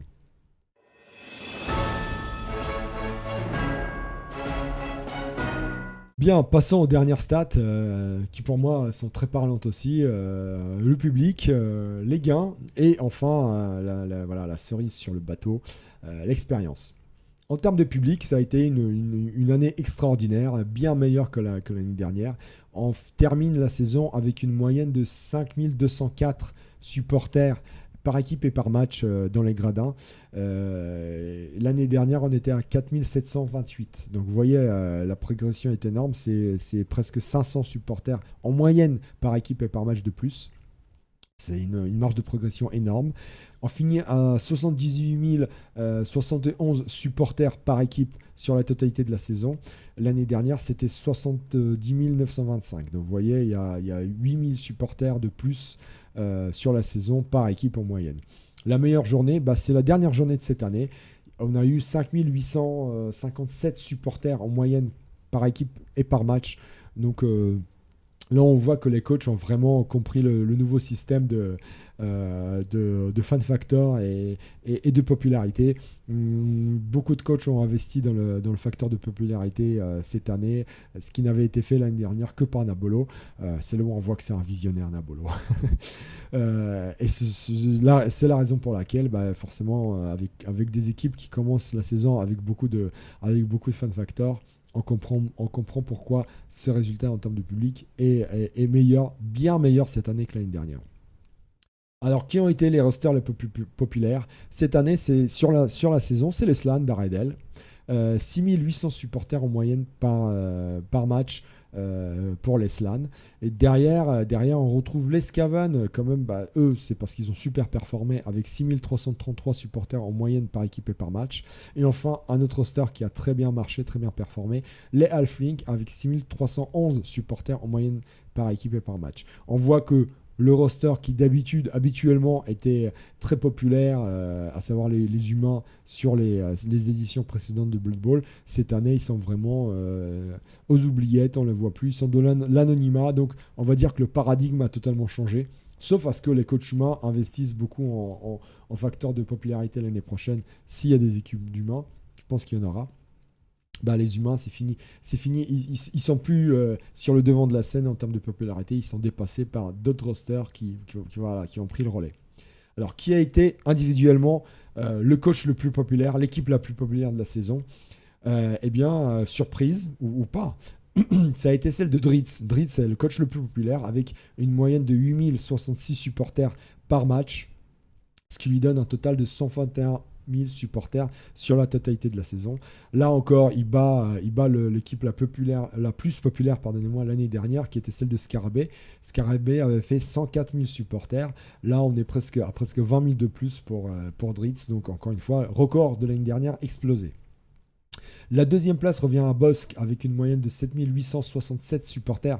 7 867 supporters par match. Extraordinaire moyenne. Vous imaginez sur toute la saison avoir presque 8000 supporters. Et Dritz fait plus que 8000 supporters par match. Des moyennes juste dantesques. Donc Bossk, il fait 118 000 supporters sur la totalité de la saison. Et la troisième place pour un autre coach qui avait investi aussi en facteur de popularité sur le début de la saison, Magus, 7333 supporters en moyenne par match. Excellente moyenne pour des nécromantiques qui normalement ne perfent pas trop dans cette statistique-là. 110 000 supporters pour Magus. Donc le plus populaire, le prix de la popularité, Dritz cette année. Alors, qui a été le pire public? Qui ont été les équipes qui ont eu le pire public? Au niveau des rosters, les Vampires. Les Vampires, on n'en a attiré que 3500 supporters en moyenne par équipe et par match. Donc vraiment, vous voyez, c'est quasiment 2 fois moins que les Slans cette année en moyenne. C'est juste dingue comme écart. Derrière, un autre roster qui a sous-performé, l'Alliance du Vu-Monde, 3600 à peine supporters par match. Enfin, les Élus du Chaos, autre roster qui a eu du mal, 3933 supporters par match seulement pour ce roster-là. Alors maintenant, le pire public. Qui reçoit le prix du pire public, du plus mauvais public? Ils sont deux cette année à se partager ce prix-là. C'est Poire Abricot d'un côté et Mamet de l'autre. Seulement 3066 supporters en moyenne pour ces deux équipes par match. C'est vraiment très très peu. Quand on voit que Dritz est à 8066, on est presque à 3 fois moins. Donc c'est juste dingue cet écart. 46 000 supporters au total sur la saison. Pour ces coachs. Ils font quand même mieux que Yeti Six. Yeti Six avait vraiment battu les records du pire du pire l'année dernière. Il était à 44 000 supporters au total. Là, Poire Abricot et Mamet, ils font 2000 supporters de plus, donc ils sauvent la face quand même s'ils ont vraiment le public le plus mauvais. Derrière arrive Syrax avec 3200 supporters seulement par match. Un total de 48 000 supporters. Enfin, Yuxgul aussi très mal classé avec une moyenne de 3800 supporters, soit 57, il fait quand même un petit peu mieux, 57 000 supporters au total. Donc vraiment, le pire public cette année, c'était celui des Vampires de Poire Abricot et des Humains de Mamet. C'est étrange parce que Mamet finit quand même parmi les coachs les plus violents, donc il y avait du spectacle dans ces matchs. Et pour autant, le public n'a pas voulu venir. On va espérer que l'année prochaine, pour ces coachs-là, ça ira mieux.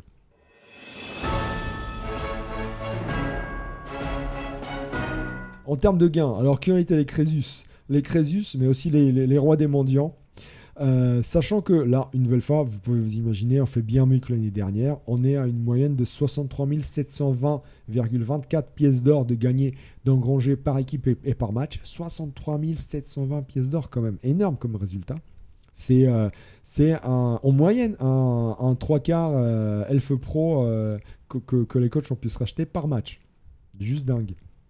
Sachant que l'année dernière, la moyenne n'était pas mal non plus, 58 966,97 pièces d'or par équipe et par match. Là, on fait quand même 5000 pièces d'or de plus, donc pas en moyenne, hein, donc c'est juste un écart de dingue. Au total, les équipes ont engrangé 955 803 pièces d'or, pardonnez-moi, par équipe sur la totalité de la saison. Là, on était à 844 500 pièces d'or l'année dernière. La meilleure journée, c'est la J12 cette année. Alors, c'est parce que probablement c'est la journée où on a marqué le plus de touchdowns. Avec le nouveau système, c'est logique. Plus de touchdowns, plus de pièces d'or. 70 535 pièces d'or par équipe et par match en moyenne sur cette journée-là. Résultat juste dingue, quoi. Sachant que la moyenne est cette année de 63 720, je répète. Hein. Donc 7000 sur cette journée-là, la 12e journée, on avait fait en moyenne 7000 pièces d'or de plus qu'en moyenne sur la saison. Alors, qui sont les Crésus de la Lutèce? En termes de roster, c'est les Elfivins de Zaiko. Bon, là, l'avantage d'avoir été tout seul avec ce roster-là. 86 000 pièces d'or en moyenne d'engrangé par match, attention, hein, par match, 86 000 pièces d'or. Je ne sais pas si vous imaginez, pratiquement 90 000 pièces d'or par match pour Zaiko. Derrière, et on voit l'écart, les Scaven, 77 166 pièces d'or par équipe et par match. Et enfin, en troisième place, un autre roster qui a très bien parfait en termes de touchdown, les Hommes Lézards, 62 833 pièces d'or par équipe et par match. Mais bon, la performance de Zaiko éclipse le reste. Alors, le Crésus de la Lutèce, bah oui, forcément, c'est lui, c'est Zaiko.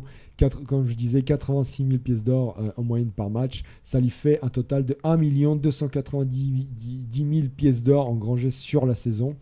Là encore, il dégomme le record de l'année dernière qui était celui de Nicap et le propre. 1 145 000 pièces d'or d'engrangées par les orques de Nicap et le propre l'année dernière. Vous voyez que là, le record est juste défoncé par Zaiko. Sachant que les deuxièmes et les troisièmes battent ce record également. Donc là, on voit les écarts entre l'année dernière et cette année, puisque les deuxièmes, c'est Martoni et LUX, avec une moyenne de 82 666 000 pièces d'or. Donc loin derrière Zaiko quand même. Un total de 1 240 000 pièces d'or sur le total de la saison, soit 50 000 pièces d'or quand même de moins que Zaiko. Enfin, Ashram juste derrière avec 82 000 pièces d'or en moyenne sur la saison par match, soit un total de 1 230 000 pièces d'or d'engranger. Donc vous voyez où est-ce que vous placez là-dessus. En gros, que ce soit Zaiko, Martoni Elix ou Ashram, ils pouvaient se racheter quasiment un coureur d'égout par match, quoi. Donc forcément, ils craignaient pas trop, ces coachs-là craignaient pas trop les pertes des joueurs. Bon, forcément, ça, c'était embêtant, mais ils pouvaient se les racheter, d'où évidemment leur performance extraordinaire sur la saison. Alors, les mendiants, qui ont été les mendiants, ceux qui ont le moins gagné en termes de roster, c'est ceux qui ont attiré le moins de public également et qui n'ont pas marqué beaucoup de touchdowns. Les vampires, seulement 50 333 pièces d'or en moyenne par équipe et par match d'engranger. Donc vraiment, les vampires sous-performent en termes de rentabilité cette année. Derrière, les élus du chaos qui ont eu du mal aussi, 52 666 000 pièces d'or. Alors, j'aime bien le 666 000 pour le chaos, c'est sympa.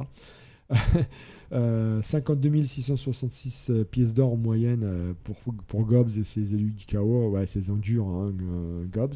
Enfin, deux rosters qu'on attendait bien mieux en termes de sous engrangés. Là où on voit vraiment que le paradigme a changé, c'est les humains et l'Alliance du Vu-Monde, qui sont un peu humains aussi. 54 666 pièces d'or d'engrangés en moyenne pour ces équipes-là par match. Très mauvais résultat également donc pour les humains et l'Alliance du Vu-Monde. Alors le roi des mendiants cette année, c'est Poire Abricot. Et ouais, Poire Abricot, 43 666 pièces d'or en moyenne par match seulement, soit un total de 655 000 pièces d'or sur la totalité de la saison. Il fait à peine mieux, 5000 pièces d'or de mieux que Chouf l'année dernière qui avait fait 650 000 pièces d'or. C'était Chouf le mendiant, le roi des mendiants l'année dernière. Cette année, c'est Poire Abricot et il sauve le record. Il sauve le record. Il sauve ses fesses, on va dire. Pour 5000 pièces d'or seulement, ce qui lui permet de ne pas de surpasser la sous-performance historique de Chouf l'année dernière, avec seulement 5000 pièces d'or au total sur la saison de plus. Derrière Poire Abricot, c'est un coach qui forcément a joué moins de matchs que les autres puisqu'il a fait quelques abandons. C'est Kel Flint avec 44 333 pièces d'or seulement d'engranger en moyenne par match, soit un total de 665 000 pièces d'or sur la saison. Enfin, un coach pour qui ça a été très dur aussi sur la saison, c'est Mamet donc. Même si encore une fois il avait bien performé en termes de bâche, Mamet il a quand même une moyenne meilleure que les deux précédents que j'ai cités, avec 50 666 pièces d'or en moyenne par match pour son équipe, soit un total de 760 000 pièces d'or sur la totalité de la saison. C'est pas top, c'est pas non plus catastrophique. Enfin, on est loin quand même des sous-performances que ce soit de Chouf l'année dernière ou de Poire Abricot cette année, même de Kelflin.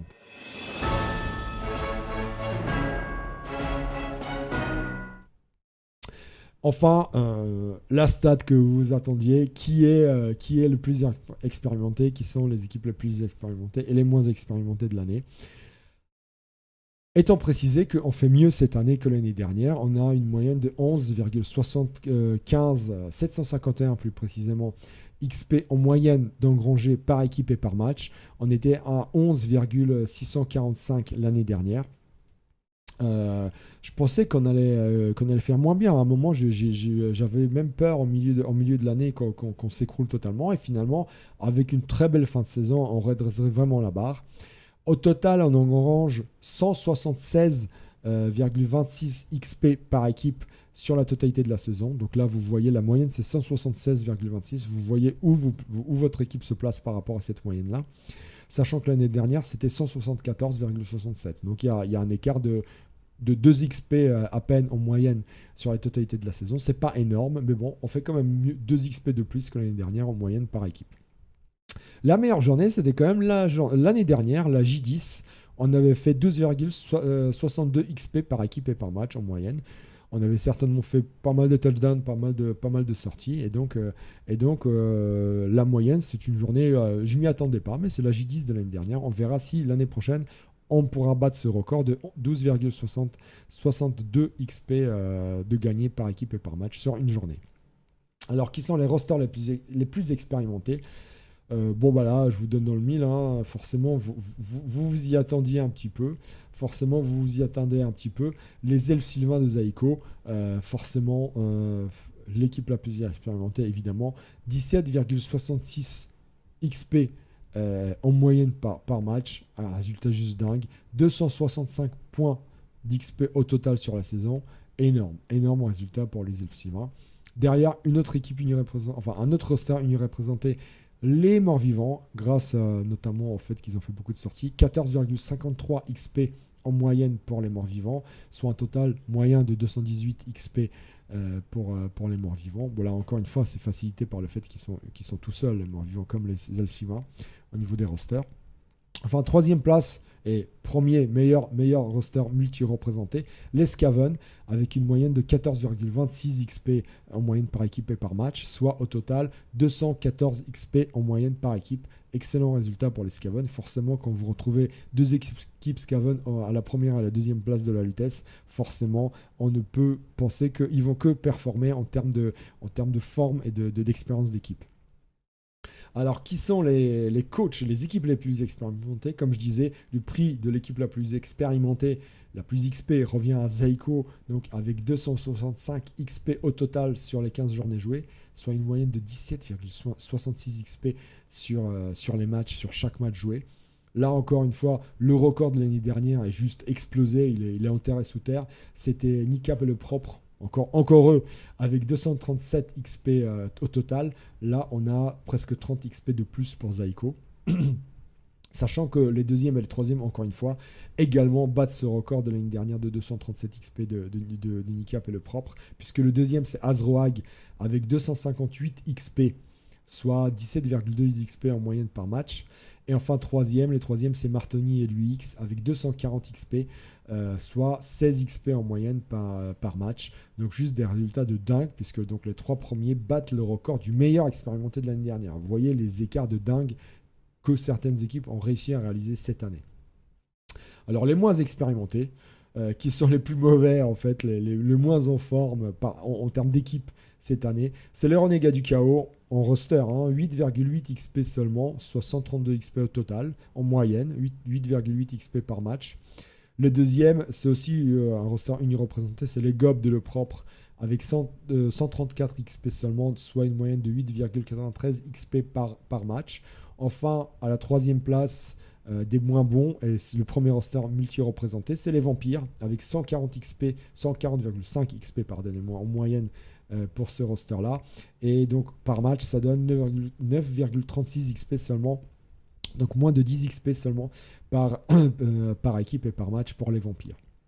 Alors, malgré tout, parmi les coachs les moins expérimentés, c'est aucun de ceux que j'ai cités en termes de roster. C'est étonnant, mais c'est Kossus. Kossus, avec sa noblesse impériale, fait seulement 126 XP, 8,4 XP en moyenne par match. Donc Kossus, c'est la deuxième année avec la noblesse, c'est la deuxième année où tu n'y arrives vraiment pas, et là pour le coup tu es vraiment dans les plus mauvais en termes d'XP. Ça y est, c'est bon, je pense que tu as fait le tour là, j'espère.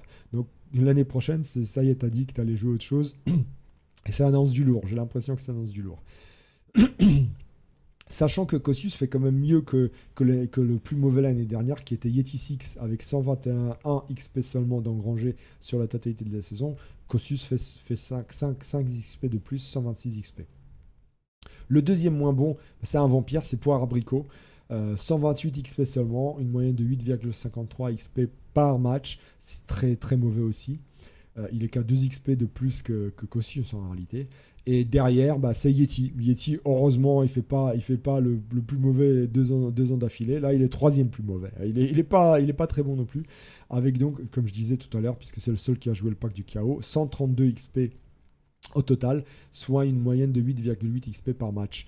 Donc c'est vraiment pas bon non plus pour Yeti 6 aussi. Donc l'année prochaine, j'espère qu'il jouera un roster un petit peu plus performant, un petit peu plus optimisé pour le LTS, parce que sinon, 3 années de suite, une mauvaise expérience à le LTS, ça vaut aussi pour Kossus et un petit peu pour Abricot. J'espère que ces coachs-là se relanceront l'année prochaine.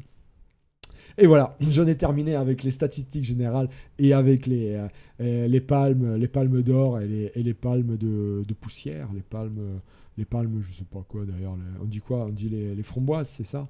En tout cas, avec les moins bons de la Lutèce. Donc, j'espère que vous vous retrouvez là-dedans et que ça vous donnera un petit peu une idée des rosters et des équipes que vous pourriez jouer l'année prochaine. Parlons maintenant un petit peu du prix du meilleur chasseur. Je l'avais évoqué rapidement dans différentes vidéos. Il faut peut-être revenir faire un petit récap sur le grand vainqueur du prix du meilleur chasseur. Qui sont les coachs qui sont le mieux parfaits dans cette épreuve-là et ceux qui ont été les moins bons. Alors, j'avais fait un résumé en post sur le forum, donc vous pourrez retrouver tout ça, mais rapidement, le meilleur chasseur cette année, c'est bien Epagnol, avec 670 000 pièces de joueurs d'éliminés, de chassés. Il espérait faire mieux que le record de l'année dernière, qui était celui de Hoon, mais il ne l'a pas battu, puisque Hoon l'année dernière a fait 690 000 pièces d'or de joueurs chassés. Donc Epagnol, malgré son côté fanfaron, il avait dit qu'il allait exploser les compteurs. Et bien finalement non, il ne les a pas explosés. Et ouais, la fin de saison a été compliquée pour Epagnol. Il a plus vraiment sorti de joueurs. Plus éliminé de joueurs, et donc il n'arrive pas à battre ce record-là de Hoon. Malgré tout, c'est bien lui le meilleur chasseur de l'année, c'est bien Epagnol. Derrière lui, on retrouve très loin derrière Doug Grodznik, puisque c'est 100 000 de points de moins, à savoir 570 000 points pour Doug Grodznik seulement. Enfin seulement, c'est un score énorme quand même, mais l'écart est immense par rapport à Epagnol. Et enfin, troisième, avec 535 000 points de joueurs d'éliminés, c'est Bud Milka. Bravo au coach Snotling, président adoré. Bud Milka, la troisième place du podium du prix du meilleur chasseur. En réalité, le seul dans la compète, le seul qui n'a pas marqué de points, 0 points bulle, c'est moi-même. Avec mon union elfique, j'ai pas éliminé le moindre joueur adverse. J'en suis bien navré, mais je vous promets de me relancer l'année prochaine. Et là où c'est drôle, c'est que en réalité, je suis celui qui a sorti aucun joueur, qui a fait 0 points. Par contre, je suis celui qui s'en est pris le plus dans la gueule dans le prix du meilleur chasseur. C'est celui qui s'est fait éliminer le plus de joueurs, ou en tout cas le joueur avec la plus grande valeur, puisque je m'en suis fait sortir pour 840 000 pièces de joueurs. Éliminé pour 840 000, presque une équipe entière d'éliminés. Donc ça explique certainement mon niveau très mauvais cette année, mon positionnement très mauvais dans la compétition. Attention, malgré 840 000 pièces de joueurs de perdus, je suis encore en course pour la chocolate. Donc attention, je suis là les gars. Même si je suis blessé et éclopé, je suis toujours là. Derrière moi, la deuxième place des plus mauvais, des grosses victimes de la chasse, c'est Zaiko, forcément, avec ses joueurs hyper valués, avec une très, très, très grande valeur. Zaiko qui perd pour 700 000 pièces de joueurs quand même. On va retrouver pas mal d'elfes ici, un peu dans les victimes. Troisième place, par contre, là, c'est un humain, c'est Mamet. Mamet, alors même qui a été parmi les coachs les plus violents, bah, lui, il perd pour 535 000 pièces de joueur quand même. Hein. Il y a eu pas mal de blitzers de perdus et Mamet est à la troisième place des victimes de la chasse. Et derrière, deux autres coachs elfes. Quatrième place pour Seeds, l'elfe noir qui perd 530 000 pièces de joueurs, donc la moitié d'une équipe. Et Syrax, un petit peu moins de la moitié d'une équipe, 460 000 pièces de joueurs de perdus à la chasse pour Syrax. Donc voilà les grosses victimes. Mettons préciser que c'est moi la plus grosse victime quand même de la chasse. Au niveau des massacres sur une journée, bah, je l'ai dit et répété, c'est Baba Yara, la troisième journée, qui élimine pour 390 000 pièces de joueurs en un coup sur moi-même. Voilà, je suis la plus grosse victime et la plus grosse victime sur une journée. Et le meilleur chasseur sur une journée, c'est bien Baba Yara. Derrière, c'est Bud Milka, 240 000 pièces d'or de joueurs d'éliminer. Là, la victime s'appelle Melfios, pardonnez-moi, Melfios en 6e journée, qui perd 240 000 pièces de joueurs. À la troisième place, en fait, à la deuxième place, égalité avec Bud Milka, c'est Yuxgul, qui élimine également pour 240 000 pièces d'or de joueurs de Galadjin sur une journée. C'était à la J14. Galadjin avait perdu 240 000 pièces d'or en une journée par Yuxgul. Quatrième place pour Ashram, le Skaven, on s'y attendait pas. 230 000 pièces d'or d'éliminer en une journée, c'était la J13. Et c'était également moi, j'ai perdu 230 000 pièces d'or en une journée contre Ashram. Enfin, cinquième place, là, Galadjin se venge. Il élimine pour 210 000 pièces d'or en une journée. C'était Bossk en J15. Et c'était sur un seul joueur. 210 000 pièces d'or. C'était un rat ogre hyper expérimenté que Bossk a perdu à la dernière journée. On se demande pourquoi il n'a pas fait la chocolate. Alors, donc du coup, le prix du trophée, du plus beau trophée en individuel revient donc bien à Galadjin, qui élimine le rat ogre de Bossk, qui valait 210 000 pièces d'or. Il l'élimine à la dernière journée. Donc voilà, il peut se l'accrocher. Sur le haut de la cheminée, au-dessus de la cheminée, comme on dit, pas sur le haut de la cheminée, au-dessus de la cheminée, au-dessus du feu, la tête du rat ogre de Bossk, bien accrochée comme beau trophée, c'est Galadjin, le prix du plus beau trophée. Derrière, on a Bistouf, 180 000 points. Eh bien, c'est tout simplement parce qu'il réussit à éliminer, lui, la lanceuse star de Nico, Chantal Iron Maiden Goya. Et oui, blessée et mise à la retraite. 180 000 points pour Bistouf. La troisième place revient à une surprise là, c'est Nikap. Et oui, 175 000 pièces d'or. Et il élimine le danseur de guerre, pas celui auquel on pense, l'autre danseur de guerre hyper expérimenté de Zaiko. Et en plus, sur une action illégale, puisqu'en fait, il l'agresse durant un blitz, au coup d'envoi. Alors que il devrait savoir qu'on n'agresse pas au blitz. On n'a pas le droit d'agresser au blitz. Et bien, quand même, il l'agresse, il l'élimine et il met à la retraite. Le danseur de guerre hyper expérimenté, 175 000 pièces d'or. Ça a été enregistré comme ça. Et ben, c'est dans les stats, on va dire. Tout simplement. Quatrième passe, là on retrouve Epagnol. Epagnol élimine le Minotaur de Gobs expérimenté, 170 000 pièces d'or, il valait ce petit Minotaur de Gobs. Eh bien, c'est pour la quatrième place des plus beaux trophées et pour Epagnol. Et enfin, à la cinquième place, on retrouve le petit larron Aredel, avec également Zaiko qui perd son homme arbre sur agression régulière cette fois-ci, à la régulière. 160 000 pièces d'or, l'homme arbre, pardonnez-moi, 160 000 pièces d'or. Donc cinquième plus beau trophée pour Aredel. Mais bon, le plus beau trophée individuel, c'est bien Galadjin. Donc voilà, vous retrouvez toutes les autres stats naturellement sur le forum. Avec le classement total de tous les coachs. Je répète, les trois premiers, Epagnol, Doug Groznik et Bud Milka. Bien, pour terminer cette vidéo, passons au gratin des joueurs, puisqu'il faut mettre en avant non pas seulement les coachs, mais les joueurs, ceux qui ont donné tout sur le terrain et qui ont connu des fortunes diverses et variées. Il y a beaucoup à dire, puisque une nouvelle fois, ça a été une saison historique à la Lutèce en termes de performance individuelle des joueurs sur le terrain. Donc regardons ça en détail et voilà, faisons un bref panorama et mettons en avant et en valeur les joueurs qui ont vraiment performé sur les terrains de la Lutèce. Alors, qui ont été les meilleurs joueurs? Le gratin de la vitesse sur les terrains, ben forcément, vous le connaissez tous, c'est Meraxes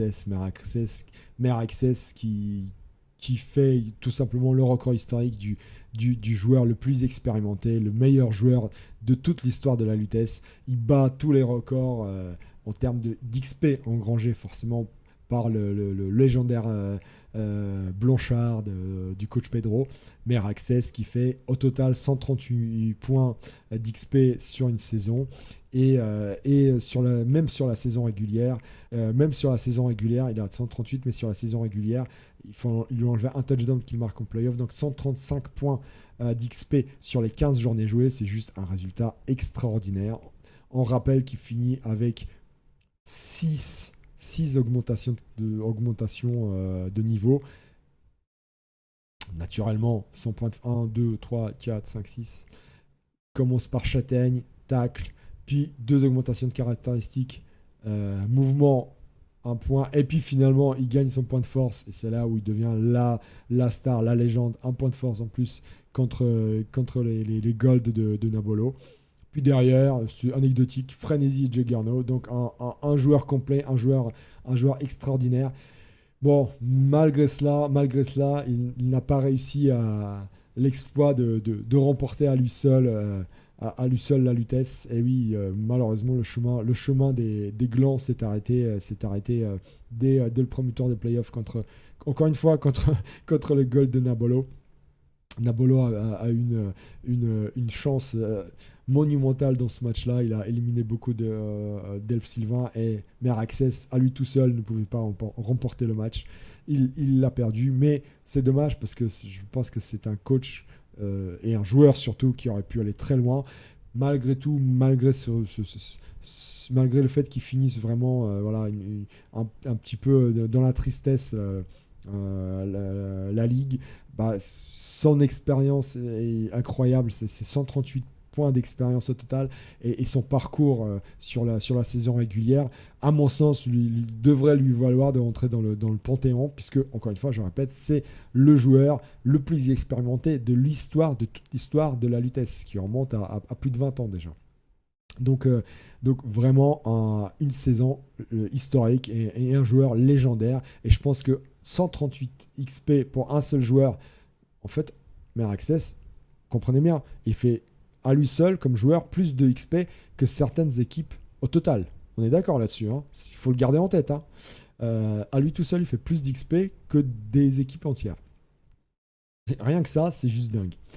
Donc je pense qu'il devrait entrer au panthéon de la Lutèce. Enfin, je l'espère pour lui.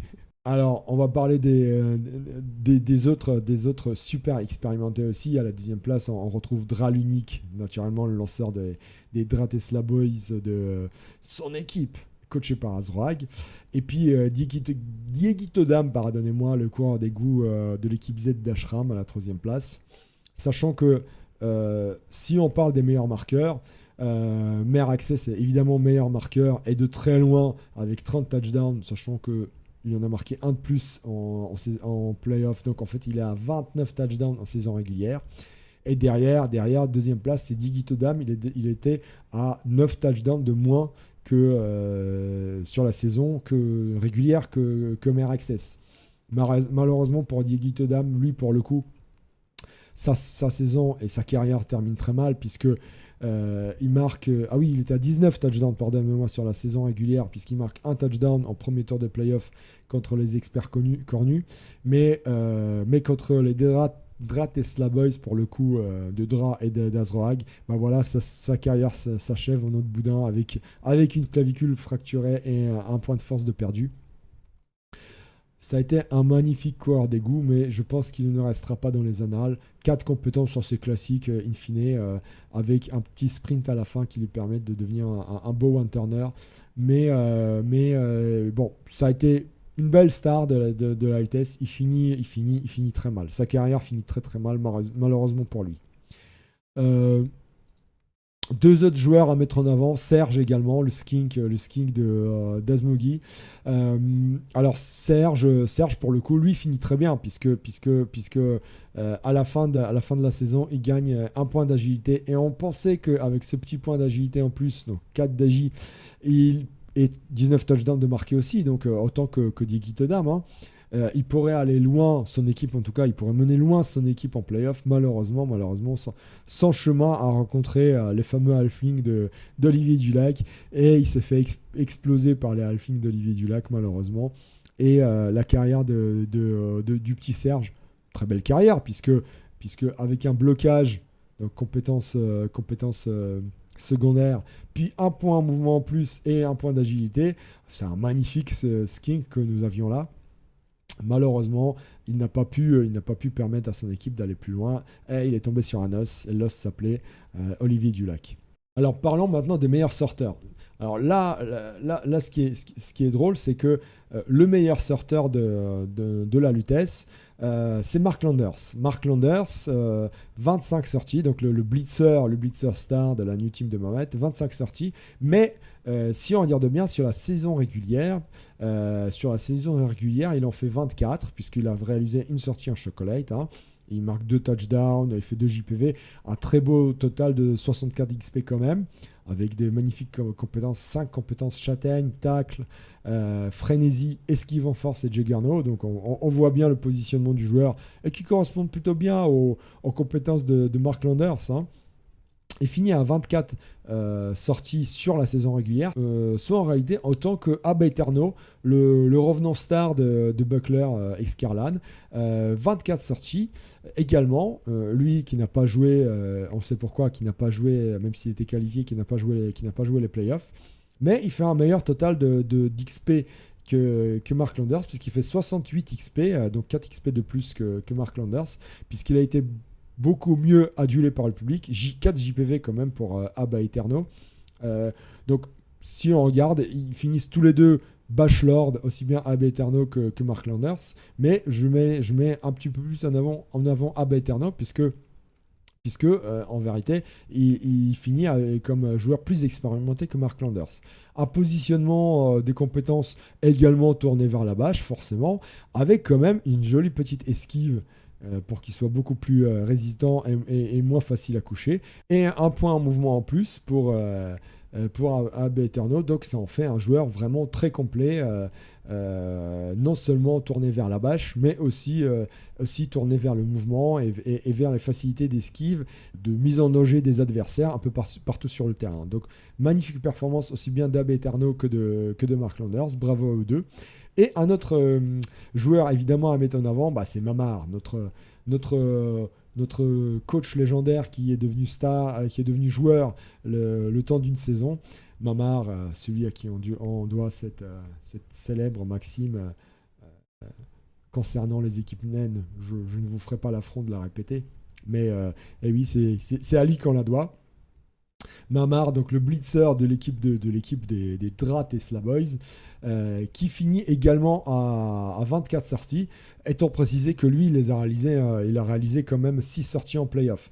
Donc performance à relativiser un petit peu, mais au niveau des stats globales, c'est bien lui qui finit deuxième meilleur sorteur à égalité avec Abba Eterno. Encore une fois, je précise, Abba Eterno n'a fait ses 24 sorties que durant la phase régulière. Donc en réalité, si on prend que la phase régulière, c'est bien Abba Eterno avec Mark Landers qui sont les bachelors. Mamar arrive derrière puisqu'il fait ses 6 sorties en playoff. Donc voilà, il avait eu un petit peu plus de matchs. Et chose étonnante, à la 4e place, on retrouve Mer Access quand même, le danseur de guerre qui fait 20 sorties. Voilà. Que voulez-vous de plus? Si c'est pas une légende, je ne sais pas ce que c'est. Allez, on finit par les meilleurs passeurs. Les meilleurs passeurs, forcément Drell Unique qui défonce toutes les stats avec 63 passes. Sachant quand même qu'il a fait 6 passes de plus en playoff. En réalité, il était à 57 passes sur la saison régulière et 6 de plus, donc 63 passes au total en playoff. Et non, il ne réussit pas à battre le record historique et légendaire de Kaka, le lanceur Sylvain de Hoon qui est de 66 passes. Magnifique lanceur avec 5 compétences. Alors, il commence par chef, pourquoi pas. Esquive, évidemment, blocage, ça c'est normal. Et ce n'est qu'après qu'il gagne des compétences de lanceur elf en réalité. Frappe précise, puis prise sûre. Donc vous voyez que Encore une fois, si vous voulez jouer au elfe, les gars, ça sert à rien pour un lanceur elfe d'aller chercher des précisions, d'aller chercher des canonniers. Non, non, c'est pas la peine. Non, faut que votre lanceur soit un beau quarterback, bien solide et porteur du ballon, et qui fasse la petite passe au dernier moment pour que un receveur aille marquer. Ça sert à rien de faire des bombes et des passes hyper longues. Il n'y a pas besoin. Non, non. Le lanceur au elfe, c'est comme Azrag l'a monté, à savoir un véritable capitaine solide défensivement et qui embête l'adversaire et dont il est difficile de prendre la balle. Donc voilà, donc à mettre en avant Ndral unique parce que derrière les autres lanceurs ont fait beaucoup moins bien, que ce soit Chantal Iron Maiden Goya ou mon lanceur à moi, c'est totalement anecdotique. Un petit point quand même sur Chantal Iron Maiden Goya, deuxième meilleur lanceur avec beaucoup moins de passes, puisque seulement 39 passes, donc c'est totalement anecdotique par rapport à Dra. Malgré tout, ce que je voulais mettre en avant, c'est ça, c'est qu'il finit la saison vraiment de manière très drôle. Il s'améliore, puisque c'est une femme, s'améliore en termes de passes réussies, mais perd un point d'agilité, donc plus agile, moins agile d'un côté, mais plus à droite de l'autre. Voilà, je ne sais pas comment positionner Chantal Iron Maiden Goya. Quoi qu'il en soit, moi je sais comment Nico l'a positionné. Il a foutu dehors tout simplement. Allez hop, c'est par là la sortie. On veut plus de toi. Donc voilà, saison comme pour Diggy Todam, saison terminée sur une blessure et carrière terminée sur une blessure pour Chantal Iron Maiden Goya. Il lui reste qu'à faire de la musique maintenant et du chant. Voilà. Alors voilà pour un petit peu pour le gratin de la Lutèce en termes de joueurs qui ont performé dans les statistiques. Par contre, qui a été le meilleur big guy? On les voit pas, on se disait ils allaient être là. Non, il n'y en a pas eu. Vous voyez bien qu'en termes de meilleur de joueurs le plus violent, de meilleur sorteur, le meilleur c'est Gargaredel. Il est qu'à la 8e place en termes de sortie, mais in fine c'est effectivement le big guy le plus expérimenté de la Lutèce avec 43 XP, donc à mettre en avant. On aurait pu mettre d'autres big guys comme l'ogre très expérimenté de Actar qui a eu un très bel ogre avec 3 compétences et pas mal d'XP aussi, mais c'est Gargaredel qu'il faut mettre en avant parce que voilà, il gagne blocage et plus en force.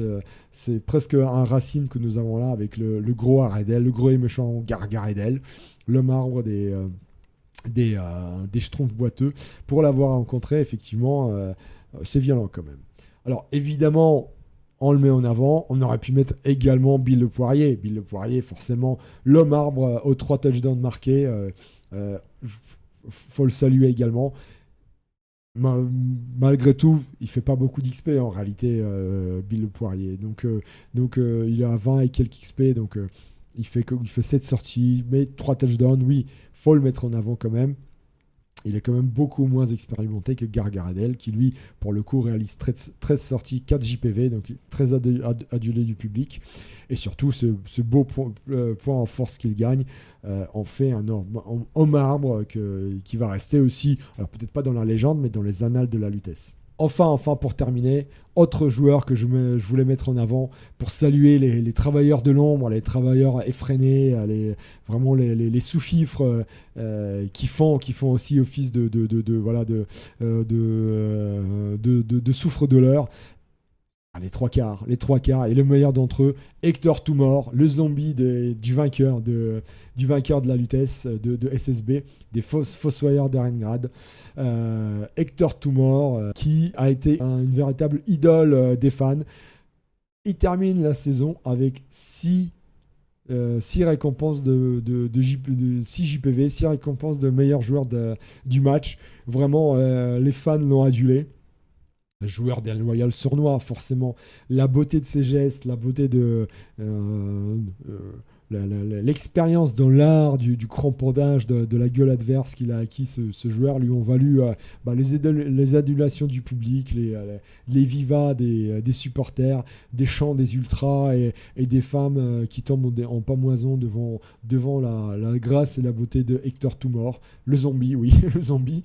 Voilà, donc je voulais mettre... pour finir cette vidéo, je voulais mettre en avant la star 3/4 de la saison, Hector Tumor, je le répète, le zombie des champions, des Fossoyeurs d'Erengrad. Pour la petite anecdote, Erengrad, vous savez d'où ça vient? Erengrad est une ville sur les bords de la mer des Griffes, une ville qui appartient au royaume de Kislev, naturellement, qui a subi d'énormes dégâts au fil du temps avec tous les raids aussi bien des Norse que des guerriers du chaos. Et bien c'est dans cette ville-là que SSB est allé chercher son équipe nécromantique qui est devenue championne de la Lutèce. Donc bravo à eux et bravo à Hector Tumor, le zombie d'Erengrad, le zombie Kislevite, véritable idole des fans de la Lutèce cette année. Et donc voilà, j'en termine là cette première vidéo les gars. À très vite, à très bientôt.